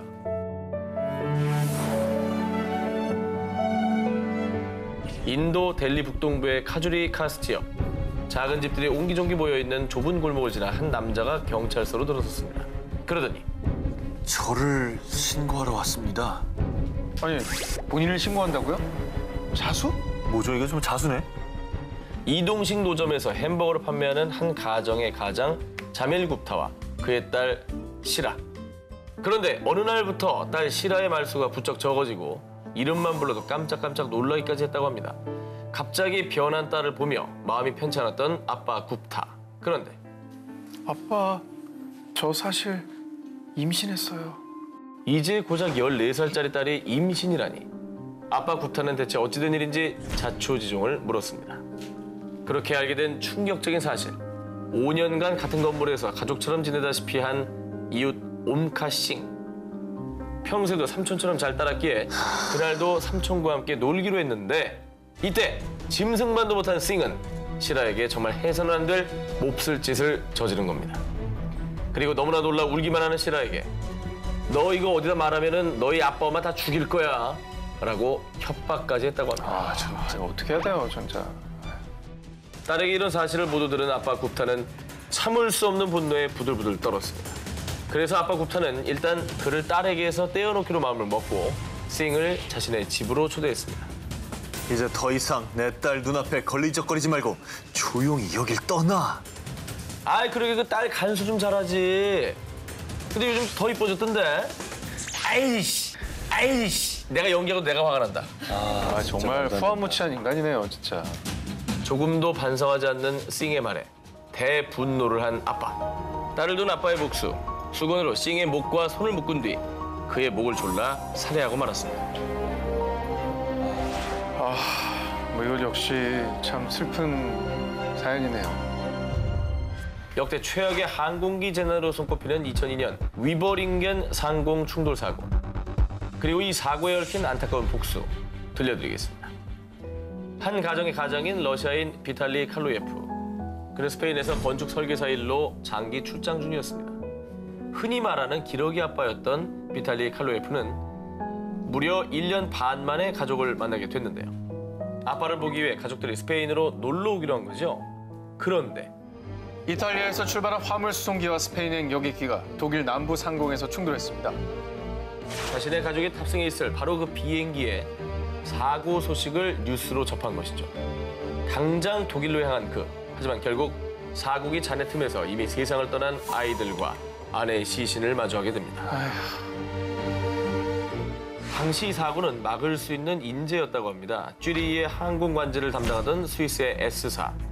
그런데 원래 아무리 능숙한 관제사라도 반드시 2명 이상은 상주하도록 규정이 돼 있습니다. 이곳 S사의 항공 관제사 배치 인원이 2명이긴 했으나 그중에 1명이 규정을 어기고 잠시 휴식을 취한다며 자리를 비웠습니다. 이때 스위스 상공에 들어선 독일 D항공의 벨기에 화물기가 연료 절약 문제로 고도를 상승해도 되느냐 물었는데 홀로 관제센터를 지키던 피터 닐슨은 제대로 확인도 하지 않고 허가를 내려버린 겁니다. 그런데 문제는 이때 스페인 바르셀로나로 향하던 러시아 B항공의 여객기가 이미 같은 고도로 비행하고 있었던 것이었죠. 그렇게 두 기체는 그대로 충돌. 결국 두 비행기의 탑승자는 전원 사망했습니다. 그런데 스위스 정부 측에서는 관제사의 잘못이라기보다는 공중 충돌 방지 장치를 확인했어야 했다라며 책임자 처벌을 뒤로 미루고 심지어는 피해자 유족들에게 그 어떤 사과나 보상조차 하지 않았다고 합니다. 그리고 사고는 안타깝지만 저는 법적으로는 아무런 잘못이 없습니다. 당시 혼자 자리를 지켰던 관제사 피터 닐슨 또한 그 어떤 사과도 하지 않은 채 피해자들을 기리는 추모식에도 참석하지 않았다고 합니다. 참을 수 없는 분노로 휩싸인 가장 칼로에프는 관제사 피터 닐슨에게 진정한 사과를 받기로 마음을 먹습니다. 그리고 사고가 발생한 지 1년 7개월이 지난 2004년 2월 관제사 피터 닐슨의 집을 방문한 칼로에프. 피터 닐슨 씨, 당신의 실수로 하늘을 떠난 두 아이의 사진입니다. 부디 사과해 주세요. 아니, 우리 집은 어떻게 알고 말이야. 그리고 언제적 얘기를 아직도 하고 있어? 빨리 돌아가! 힘없이 바닥으로 떨어진 아이들의 사진. 죄책감 하나 없는 관제사의 반응에 칼로에프는 눈앞이 캄캄해졌습니다. 분노를 참지 못하고 그만 피터 닐슨을 살해하고 만 겁니다. 서로 너무너무 큰 상처와 잘못을 남기고 이렇게 된 것 같아요. 가족이 죽었는데 몇 년이 지나면 그게 잊혀지겠어요? 사연이 알려진 뒤 러시아 국민은 이 사건을 아버지로서의 복수라 부르며 그의 선처를 바르는 거리 행진을 벌였다고 합니다.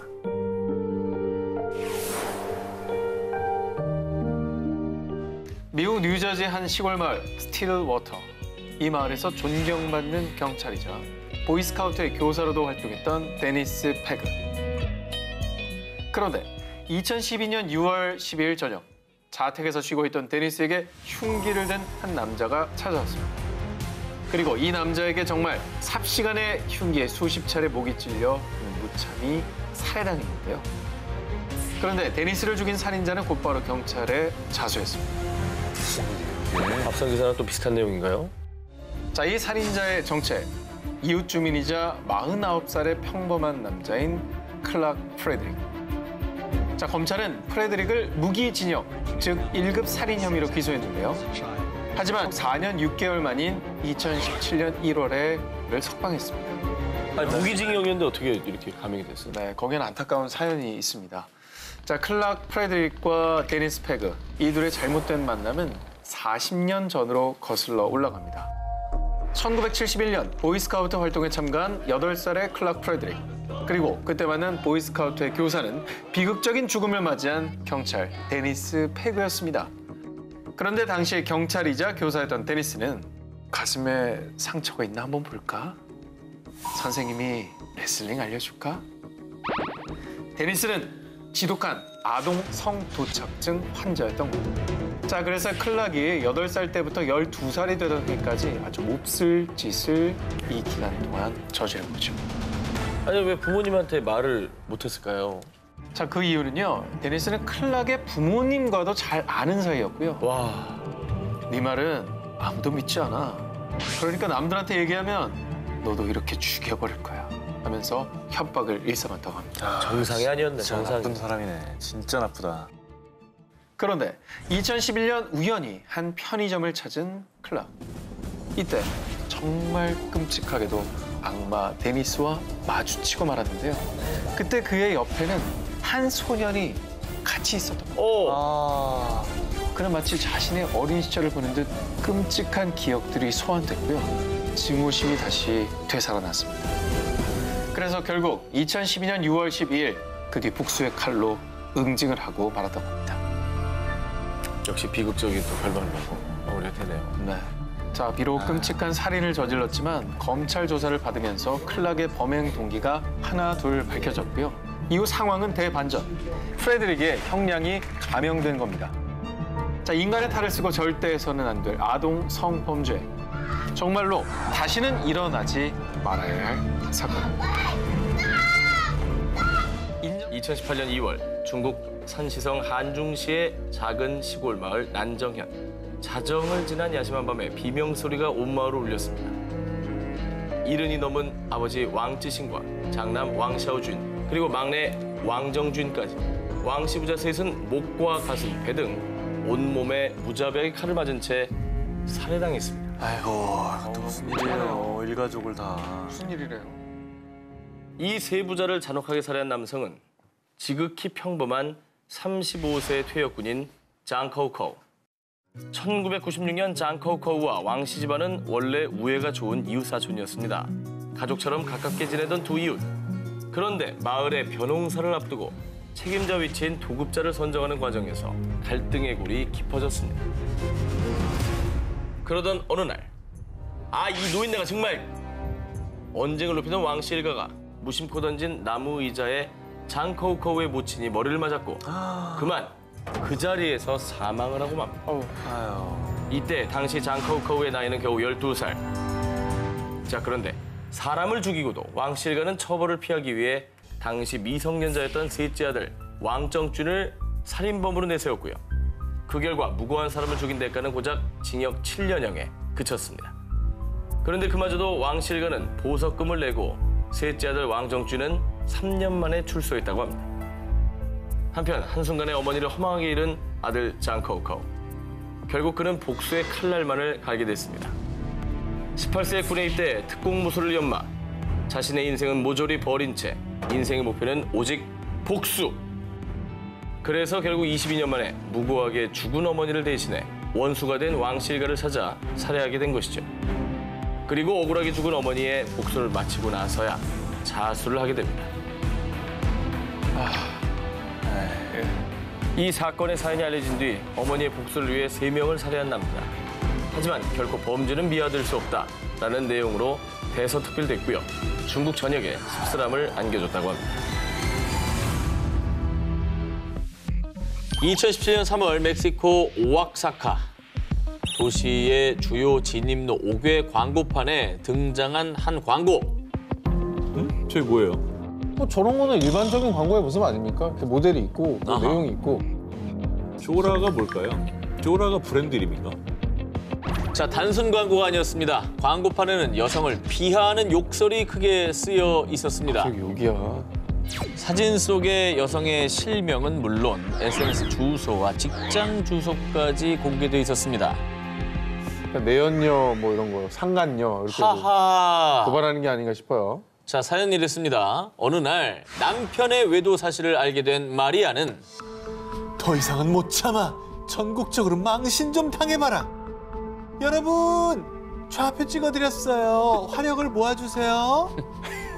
자신의 남편과 바람을 피운 여성의 신상을 차량 통행량이 많은 대로변의 광고판에 떡하니 게재한 것입니다.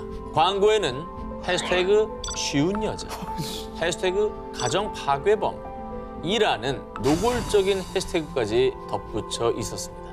아니 이 분노에는 누구나 다 공감해 주실 것 같아요. 근데 저 방식에 대해서는 의문을 품을 수도 있을 것 같아요. 아하. 네. 우리나라라면 이제 모욕죄, 본인이 범죄자가 됩니다. 사실적시 명예훼손 뭐 이런 걸 당할 수 있죠. 그러니까 역풍을 맞게 되는 거죠.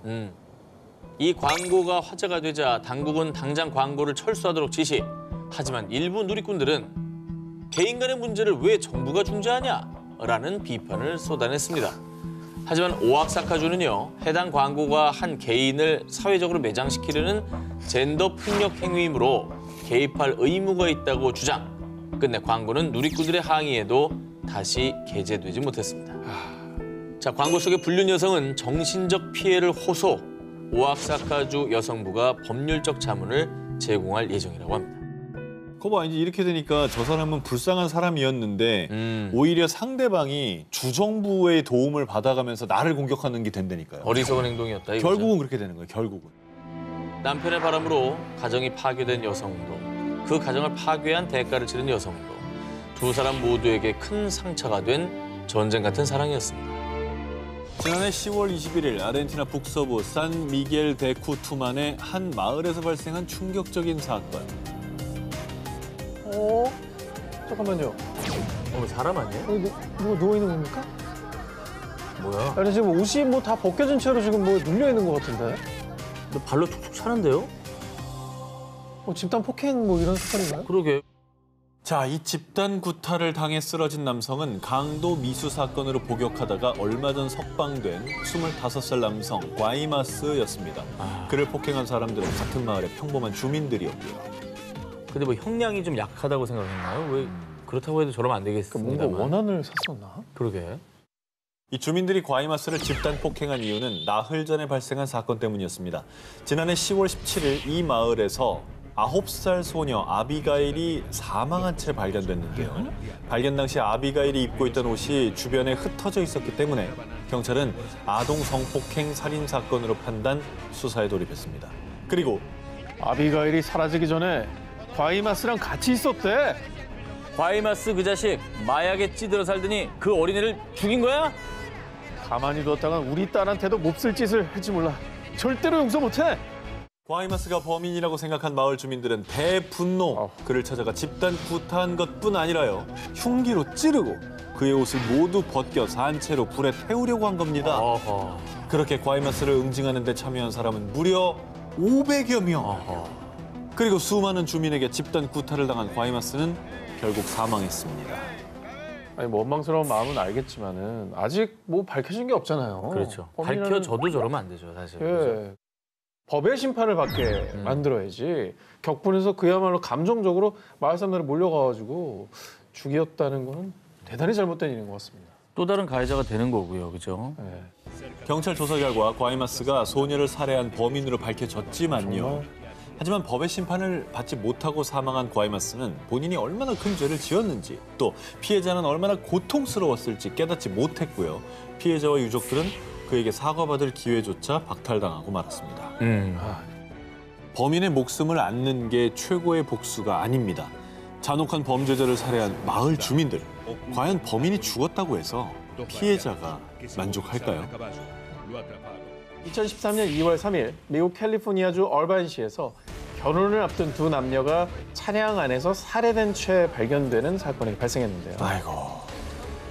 아니 뭐 강도짓인가요? 그러게. 경찰은 원한 살인이라고 판단, 한 사람을 유력 용의자로 지목했는데요. 그런데 이 용의자가 도주 과정에서 경찰에게 총격을 가해 경찰 한 명이 사망하는 사태까지 벌어졌습니다. 일단 사람을 2명을 죽이고 경찰관까지 3명을 죽인 사람이잖아요. 그렇죠, 살인자죠. 굉장히 위험한 상태죠. 몇 명을 더 죽일지 모르는 거예요, 이제. 당시 경찰은 1급 경계령을 발동, 일주일 동안 1000여 명의 병력과 첨단 장비, 헬리콥터까지 동원해 수색을 펼친 끝에 드디어 범인이 숨은 산장을 찾아냈습니다. 당시 범인과의 대치 상황은 마치 전쟁 영화를 방불케 했는데요. 수백 발의 총탄이 빗발친 끝에 경찰이 던진 연막탄과 최루탄에 의해 범인이 있던 산장에 화재가 발생. 결국 범인이 불에 탄 시신으로 발견되며 상황이 종료됐습니다. 총알이 빗발칠 정도로 전쟁터를 방불케 할 정도였다면은 저 범인이 무기가 굉장히 많았던 얘기 아니에요? 무장이 좀 많이 된 상태였었죠. 완전 무장이었던 것 같은데요. 네. 누구예요? 테러리스트예요? 민간인과 경찰관을 무참히 살해한 범인의 정체는 바로 2005년도부터 8년까지 로스앤젤레스 경찰국에서 근무했던 전직 경찰관 크리스토퍼 도너였습니다. 총에 관해서는 뭐 너무나 자연스러웠겠죠. 아니 근데 왜 전직 경찰이 결혼을 앞둔 남녀도 살해하고 심지어 자기 동료였던 경찰까지 죽인 겁니까? 도너는 2007년 4월 자신의 상관이었던 테레사 에반스 경사가 범인 검거 과정에서 범인에게 폭행을 가했다고 고발했는데요. 그런데 이후 그에게 돌아온 것은 동료들의 차가운 시선뿐이었습니다. 심지어 이 고발건을 심의한 로스앤젤레스 경찰국 징계위원회에서는 에반스 경사가 폭행을 한 증거가 없으며 오히려 도너가 수습평가에서 낙제점을 준 상관에게 불만을 품고 허위 고발을 한 것이라고 판단, 그에게 해고를 통보했습니다. 그러자 이에 분노한 도너는요. 다 똑같아. 경찰들과 경찰 가족들까지. 아무나 어디서든지 다 죽여버리겠어! 표적 살인을 암시하는 글을 SNS에 게시. 그렇게 경찰과의 전쟁을 선포했습니다.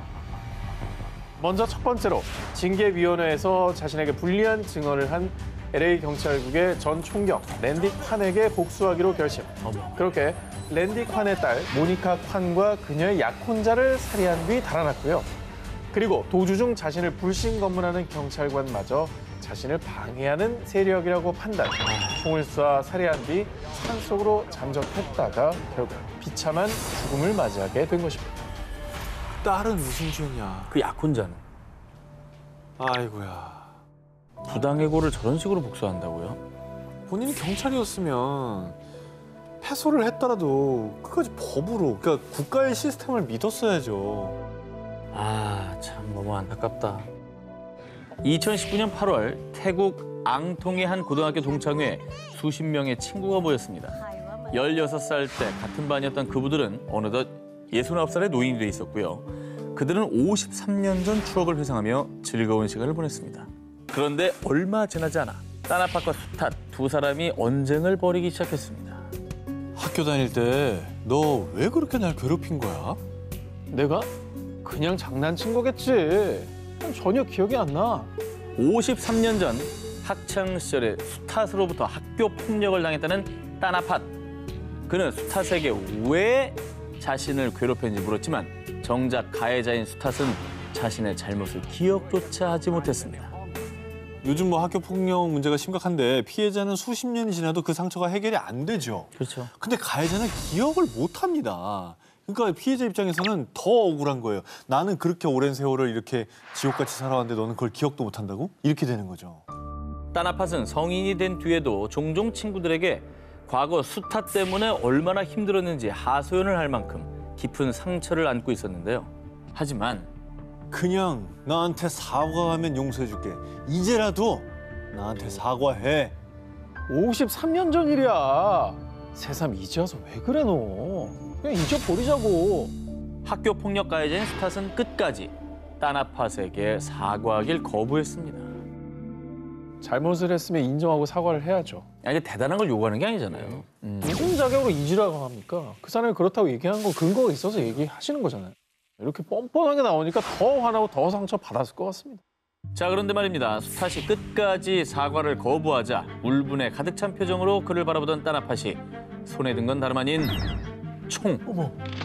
53년 동안 쌓여있던 따나팟의 분노가 폭발하는 순간 그의 손은 방아쇠를 당겼고 학폭 가해자였던 수탓을 저격하며 동창회장은 순식간에 피바다가 됐습니다. 헐. 그리고 학폭 가해자였던 수탓은 결국 숨을 거두고 말았습니다. 엄마. 총을 준비해 갔구나. 총을 준비해 갔어. 그러니까 저 사람은 원한이 그냥 뼈에 사무쳤네. 그렇네. 69세가 돼도 용서가 안 되는 게 남아 있었네요. 그게 학폭인 것 같아요. 창모야오는 무려 20분 넘게 장모린의 머리, 얼굴 가리지 않고 무차별적으로 주먹 세례를 퍼붓습니다. 건장한 청년의 폭행에 50대 장모린은 속수무책으로 당할 수밖에 없었죠. 아, 원한이 있구나, 원한이.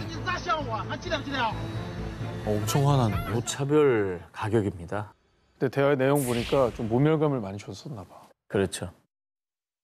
그런데 말입니다. 놀랍게도 두 사람은 사제지간이었어요. 에휴. 사건 이후 경찰에 체포된 창모야오가 밝힌 폭행 사유. 예전에 수업 시간에 졸았다고 날 엄청 때렸다고요. 20년 전 창모야오가 중학생 때 선생님이었던 장모린이 그의 학습 태도를 지적, 창모야오를 교실 앞으로 불러내 무릎을 꿇린 뒤 머리를 10번 이상 발로 찼다는 겁니다. 저건 아니지. 창모야오는 당시 엄청난 모욕감을 느꼈다고 하는데요. 성인이 된 이후에도 줄곧 선생님에게 체벌을 받는 악몽을 꿀 정도로 무려 20년간 엄청난 트라우마에 시달렸다고 합니다. 아. 그러다 우연히 길에서 선생님 장모린을 마주치자 그간 억눌러왔던 분노가 폭발. 그렇게 20년 만에 선생님에게 주먹으로 복수를 했던 것입니다. 20년이 되게 불쌍하고 안타깝긴 해요. 근데 지금 저렇게 됐으니 이제는 범죄자가 되는 거잖아요. 그렇게 자기 인생이 자기가 생각한 나쁜 폭력 선생님 때문에 망쳐지는 거잖아요. 그렇습니다. 결국 스승인 장모린을 폭행한 혐의로 법정에선 창모야오는 징역 1년 6개월형을 선고받았습니다. 법을 못 믿는다고 해서 개인적으로 복수를 한 사람들을 절대 옹호하는 건 아니에요. 그런데 이제 근본적인 이유가 애초에 가해자에게 정당한 처벌이 가해지지 않았다는 거죠. 분명 위로받아야 할 피해자였지만 한순간의 잘못된 선택으로 가해자가 된 그들. 폭력과 살인과 같은 범죄는 결코 정당한 복수는 될 수 없습니다. 2016년 4월 29일 아침 미국 애리조나주 피닉스시에서 자전거를 타던 한 남성이 차량과 충돌하는 사고가 발생했는데요. 저건 일부러 박은 거잖아요. 에, 저 돌진한 거예요. 저거 급발진 아니면 저건 일부러예요. 나 너무 끔찍하다. 저 노렸어. 저건 뭔가 의도적인 어떤 살인 행위 아닙니까? 살인 미수죠, 저거는. 고의로 저런 것 같은데요? 어떻게 된 겁니까? 너무 의도적이죠. 계시죠. 네. 그리고 이 충격적인 뺑소니 사고가 발생하고 30분 뒤 경찰서로 걸려온 한 통의 전화. 제가 사실은 운전하다가 자전거에 탄 사람을 들이받은 것 같아요. 뺑소니 사고 범인이 자수한 겁니까? 그렇습니다. 뺑소니 사고를 자수한 여성의 이름은 미스티 윌크. 그녀는 자신이 자동차로 누군가를 쳤지만 피해자가 누군지는 모르겠다고 진술했는데요. 그런데 조사 결과 놀랍게도 자전거를 타고 있던 사고 피해자는 윌크의 남자친구였습니다. 아니 정면으로 마주쳤는데 못 알아봤다고요? 못 알아봤다는 건 말이 안 되는 거예요. 이거 의도적으로 해놓고 모른 척 신고한 거 아닌가요? 그러니까. 자, 그런데 말입니다. 경찰이 사건 당일 무슨 일이 있었는지 추궁하자 정말 황당하게도 윌크는 자신이 무죄라고 주장했는데요. 갑자기 무죄? 뺑소니 사고 발생 전 윌크와 남자친구는 함께 공원에서 데이트 중이었는데요. 그런데 나 사실 에이즈 환자야. 야, 너도 걸렸을 텐데 이제 어쩌냐? 이미 육체적인 관계까지 가졌던 남자친구가 뒤늦게 본인이 에이즈 감염자라고 고백한 겁니다. 딱지난다. 뭐 하는 인간이야. 야, 진짜 여자친구한테 에이즈 감염 사실을 숨기고 관계까지 맺었다고 하고 그걸 나중에 논리를 이렇게 조롱하듯 얘기했다고 하면 그 기분이 어떨지 상상이 안 가. 진짜 사랑은 했나 싶어요. 저런 식으로 대응한 걸 보면. 미국에서는 에이즈 양성 판정 받은 사람이 상대방에게 안 알리고 관계를 맺었을 경우에 이거 범죄거든요. 범죄로 치죠. 중범죄로 칩니다. 그렇습니다. 윌크는 자신도 에이즈에 감염됐을지 모른다는 생각에 큰 충격과 공포에 휩싸였는데요. 그런데 남자친구가 자신을 위로해주기는커녕 비웃고 조롱하고 심지어 흉기로 자신을 위협하려고 하자 겁에 질려 차를 타고 달아나다가 자전거를 타고 있던 남자친구를 치게 된 것이라고 이야기하며 무죄를 주장했던 겁니다. 하지만 이 사건으로 인해 남자친구가 두개골과 척추에 심각한 외상을 입었기 때문에 해당 지역의 대배심은 윌크를 2급 살인미수 혐의로 기소. 결국 그녀는 6년 6개월의 징역형을 선고받았습니다. 좀 법이 돼 있잖아요. 아는 얘기 안 하고 관계를 맺으면 뭐 중범죄라고 하니까 충분히 그렇게 단죄할 수 있었을 텐데 왜 저렇게 했을까? 에이즈를 숨긴 남자친구를 향한 그녀의 아찔한 복수. 과연 그게 최선이었을까요? 2008년 8월 영국의 한 경찰서에 걸려온 전화. 저희가 노트북을 훔쳤는데요. 네, 여기도 자수인가요? 아까 걔 아니에요? 경찰마저 황당하게 만든 도둑들의 자수. 대체 이게 무슨 상황일까요? 38살 남성과 20살 여성으로 이뤄진 2인조 도둑. 이들은 영국 북요크셔에 있는 한 빈집을 털었습니다. 범행은 아주 성공적이었습니다. 그 뒤 아지트에서 훔친 물건을 확인하던 중 한 노트북을 열어봤는데 세상에 이게 다 뭐야? 어머, 이 인간의 탈을 쓴 쓰레기들. 노트북에 저장된 파일을 보곤 아주 깜짝 놀란 도둑들. 그 노트북에 대체 무엇이 있었느냐? 아동 포르노 사진 10여 장에 무려 60개가 넘는 동영상까지 아주 무더기로 저장돼 있었던 겁니다. 이게 이제 자기가 털었던 그 집의 주인이 갖고 있었던 파일인 거죠? 그렇죠.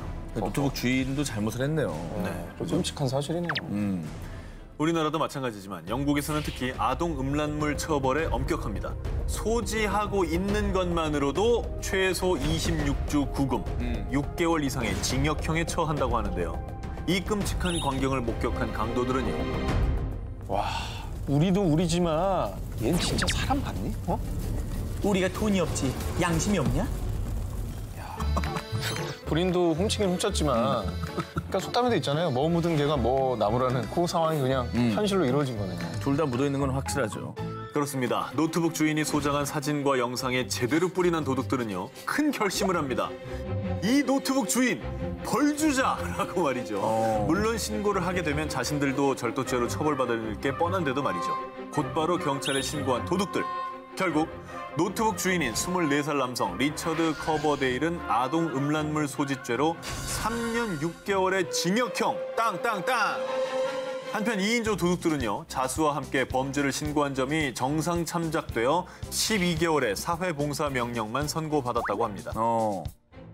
비록 자수해서 처벌을 받을지언정 아동 음란물만큼은 절대 용납할 수 없다는 도둑들의 양심 선언이었습니다. 지난 1월 브라질 리우데자네이루 자카레파구아 지역의 한 아파트 앞 26살 여성 폴리아나 비아나는 호출한 택시를 기다리고 있었습니다. 그런데 저기 혹시 지금 몇 시쯤 됐나요?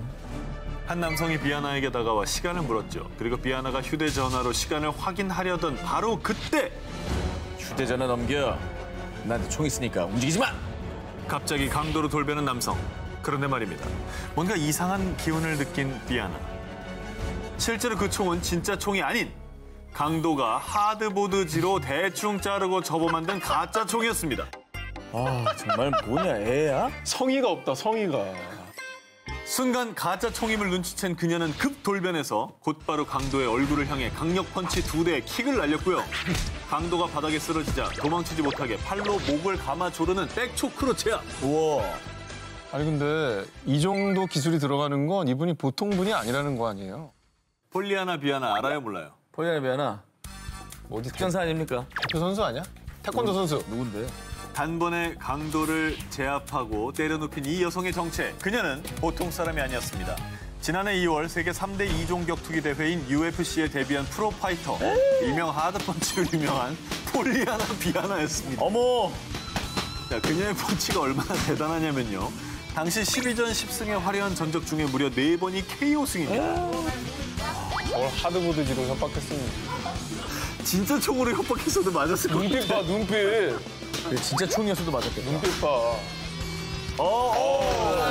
파운딩 장난 아니다. 이렇게 어마무시한 UFC 파이터에게 제대로 잘못 걸린 강도는요. 제발 경찰 좀 불러주세요. 하지 마. 결국 KO패를 선언. 비아나에게 애원했고요. 아유, 비아나는 강도의 소원대로 그를 경찰에 인계했습니다. 불러달라 했으니까 부실하네 또. 네, 얼굴... 저 뒤에 저 빨간 티 입은 분이 비아나인데. 아, UFC 티 입고 있네. 예, 비아나. 지금 뒤로 팔 꺾여 있어요. 네, 뒤로 팔 잡고 있죠 지금. 그리고 이후 강도를 잡은 파이터로 불리게 된 비아나는요, 한 인터뷰를 통해 I'm okay. 그가 반항하지 않아서 별탈 없었어요. 이렇게 말하며 여유로운 모습까지 보였다고 합니다. 이번에는 한국 사건입니다. 지난해 11월 15일 저녁 전북 익산의 한 고등학교. 수능 시험이 치러진 뒤라 학교와 기숙사는 조용하고 평화로웠습니다. 그런데 학교 기숙사 건물에 들어선 한 남자. 기숙사 복도 사물함을 하나씩 열어보더니 급기야 학생들 방에 들어가 보기까지. 그는 학교 기숙사에 금품을 훔치러 온 도둑이었습니다. 아, 거기서 훔친 게 뭐가 있냐 기숙사에. 그런데 5분 뒤 기숙사 방문을 연 한 남학생. 당시 2학년에 재학 중인 양정우 군이었습니다.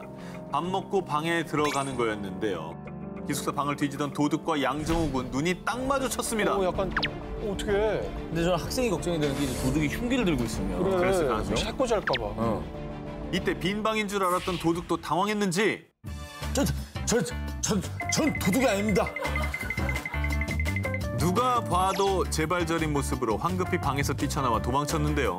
그런데 바로 그때 양정우 군은 도망치는 도둑에게 달려들어 온몸으로 눌러 옴짝달싹하지 못하게 제압했고요. 직접 경찰에 신고까지 했습니다. 근데 이게 대단하다. 학생 대단하다. 아, 왜냐면 그 사람이 뭘 갖고 있을 줄 알아. 그래. 그런데 여기에 숨은 반전. 이 도둑이 들어간 곳이 어디였느냐? 어디? 하필 유도부 숙소. 아유, 정말. 죽으러 갔네, 죽으러 갔어. 이 방 주인인 양정우 군도 유도부 선수. 벽에 부딪힌 순간 이미 나갔네. 와. 대박이다. 너무 한 샷에 잡힌다, 저게. 저 근데- 누르기 굳히기 걸리면 선수끼리도 30초 동안 못 빠져나오는 거 왜냐면 아시죠? 숨이 안 쉬어지거든. 네. 숨이. 이후에 도둑을 잡은 유도부 양정우 군은 한 인터뷰를 통해 무섭고 당황했지만 도둑을 잡아야겠다는 생각이 머릿속을 맴돌았습니다. 라고 말했다고 합니다. 한편 이 소식이 언론에 알려진 뒤 대한민국 유독의 미래가 밝네요. 경찰로 특별 채용에도 인정이라며 양정우 군에 대한 누리꾼들의 응원과 격려가 이어졌다고 합니다. 호랑이 굴, 아니 유도부 숙소에 제 발로 걸어 들어간 황당한 도둑의 최후는 깔끔한 한판 패였습니다. 2017년 4월 미국 텍사스주에 위치한 조그만 휴대전화 판매점. 그런데 갑자기 총을 든 강도가 난입하면서 매장은 순식간에 아수라장이 됐습니다. 어머머, 어떡해요? 그리고 잠시 뒤 매장 안에 갇힌 남성 존 벨은 출입문을 두드리며 제발 꺼내달라고 애원을 했는데요. 인질이었어요?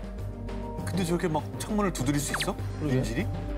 자, 얼마 뒤 신고를 받고 출동한 경찰에 의해 벨은 무사히 밖으로 나올 수 있었습니다. 다행이네. 그런데 존 벨, 당신을 강도 혐의로 체포합니다. 매장에 갇혀서 구조 요청을 했던 벨은 인질이 아닌 강도였습니다.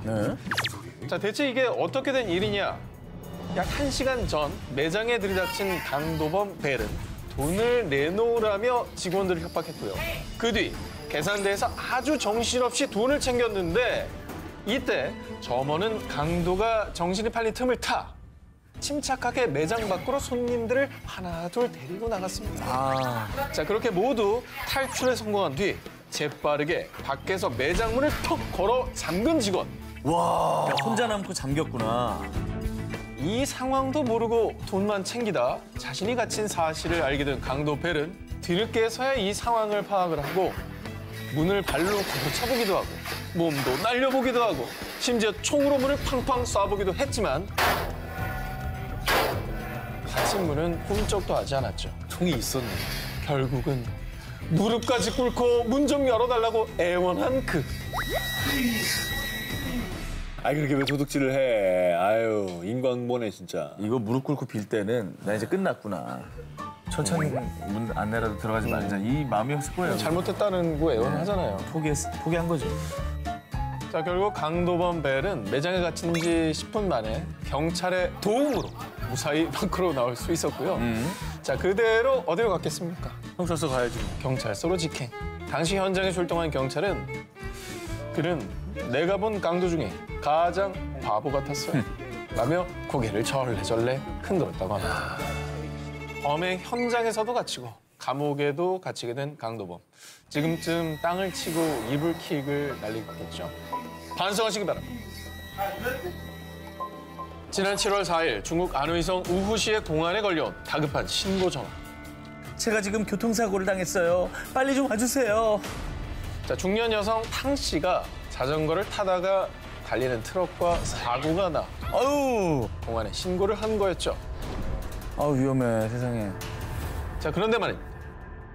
당시 당신을 사기 혐의로 체포합니다. 오히려 교통사고 피해자로 보이는 탕 씨를 체포한 공안대. 공안이 사고 현장 주변에 있던 CCTV를 확인했는데 자, CCTV 속 광경은 황당 그 자체.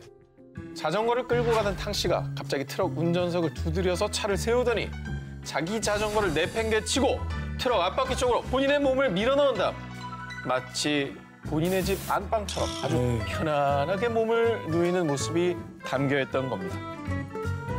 그 주변에 행인들이 있는데 저러고 있는 거야? 자, 목격자가 3명이나. 아니 근데 저거 자, 저기 보세요. 길 가던 사람들이 저거 뭔지 그리고 보고 있었던 거예요. 발령기네 발령기. 장선 씨 긴장하세요. 교통사고의 전말.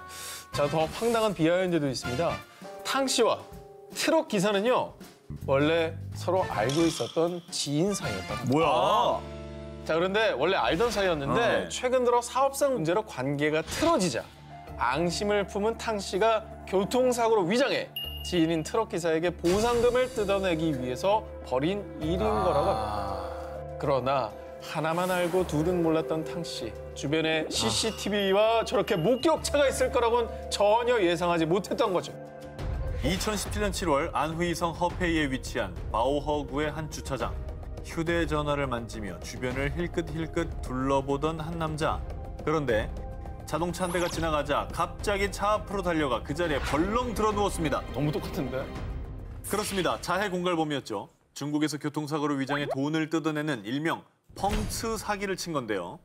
아주 여유만만, 나중네 뭐 이런 연기도 없고 머리 뒤로 깍지까지 끼고 거실 바닥처럼 누워 있었는데 운전자가 차에서 내리자마자 0.1초 만에 벌떡 일어선 자해 공갈범은 저 멀쩡합니다. 괜찮아요. 라고 했습니다. 왜일까요? 여기 오는데 뭐야? 경찰차 아니야? 바보 아니야? 쟤 미쳤나 봐. 아니 왜 저랬어? 바로 가자. 아 그냥 차만 봤나 보다. 정말 더 어이없는 건 남성이 자해 공갈을 한 장소가 바로 파출소 내 주차장이었다고 합니다. 사람이 누울 자리를 보고 다리를 뻗어야지. 저게 지금 뭐 하는 짓이에요, 저게? 코미디보다 더 웃긴 상황은 건물 외관의 CCTV를 통해 전부 녹화됐고요. 이 영상을 본 사람들은 아니 상식적으로 공안차를 어떻게 못 볼 수 있지? 바본가? 파출소 앞에서 와 진짜 간 큰 사기꾼이라며 다들 웃픈 반응을 보였다고 합니다.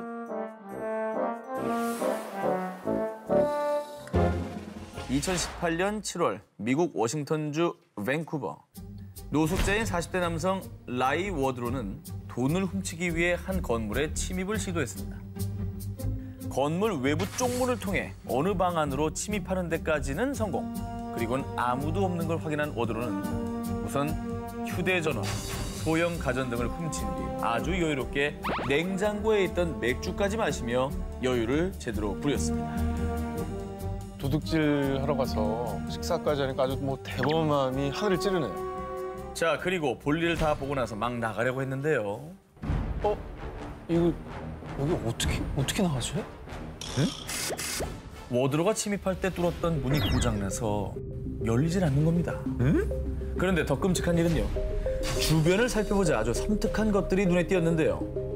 온 사방에 피가 흥건하고 끔찍하게 난도질 당한 시신들.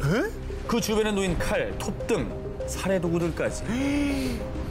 도둑은 아주 기절초풍 직전이었습니다. 뭐야, 연쇄살인범이 이 살던 데를 들어간 거야? 범인이 강도짓을 위해 침입한 곳은 바로 살해 현장이 아닌 방탈출 게임방이었습니다.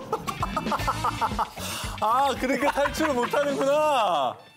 자, 워드로가 들어간 그 방은요. 방탈출 게임방 중에서도 가장 끔찍하다고 알려진 연쇄 살인마방. 얼마나 무서워. 남양 특집이야. 장소 잘못 잡았네. 하지만 범인은 미션을 실패하고 맙니다.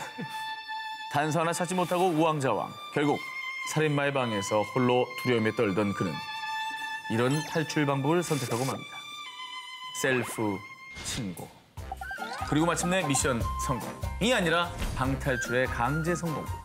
하지만 그 길로 나오자마자 구치소 방에 또 감금이 됐다고 합니다. 한편 이 우픈 사건이 전해지자 입소문이 나서 도둑이 미션 실패한 방을 체험하기 위해 손님들이 엄청 몰렸다고 합니다. 교도소에서 반성 단단히 하시고 다음엔 그냥 돈 내고 즐기러 오세요.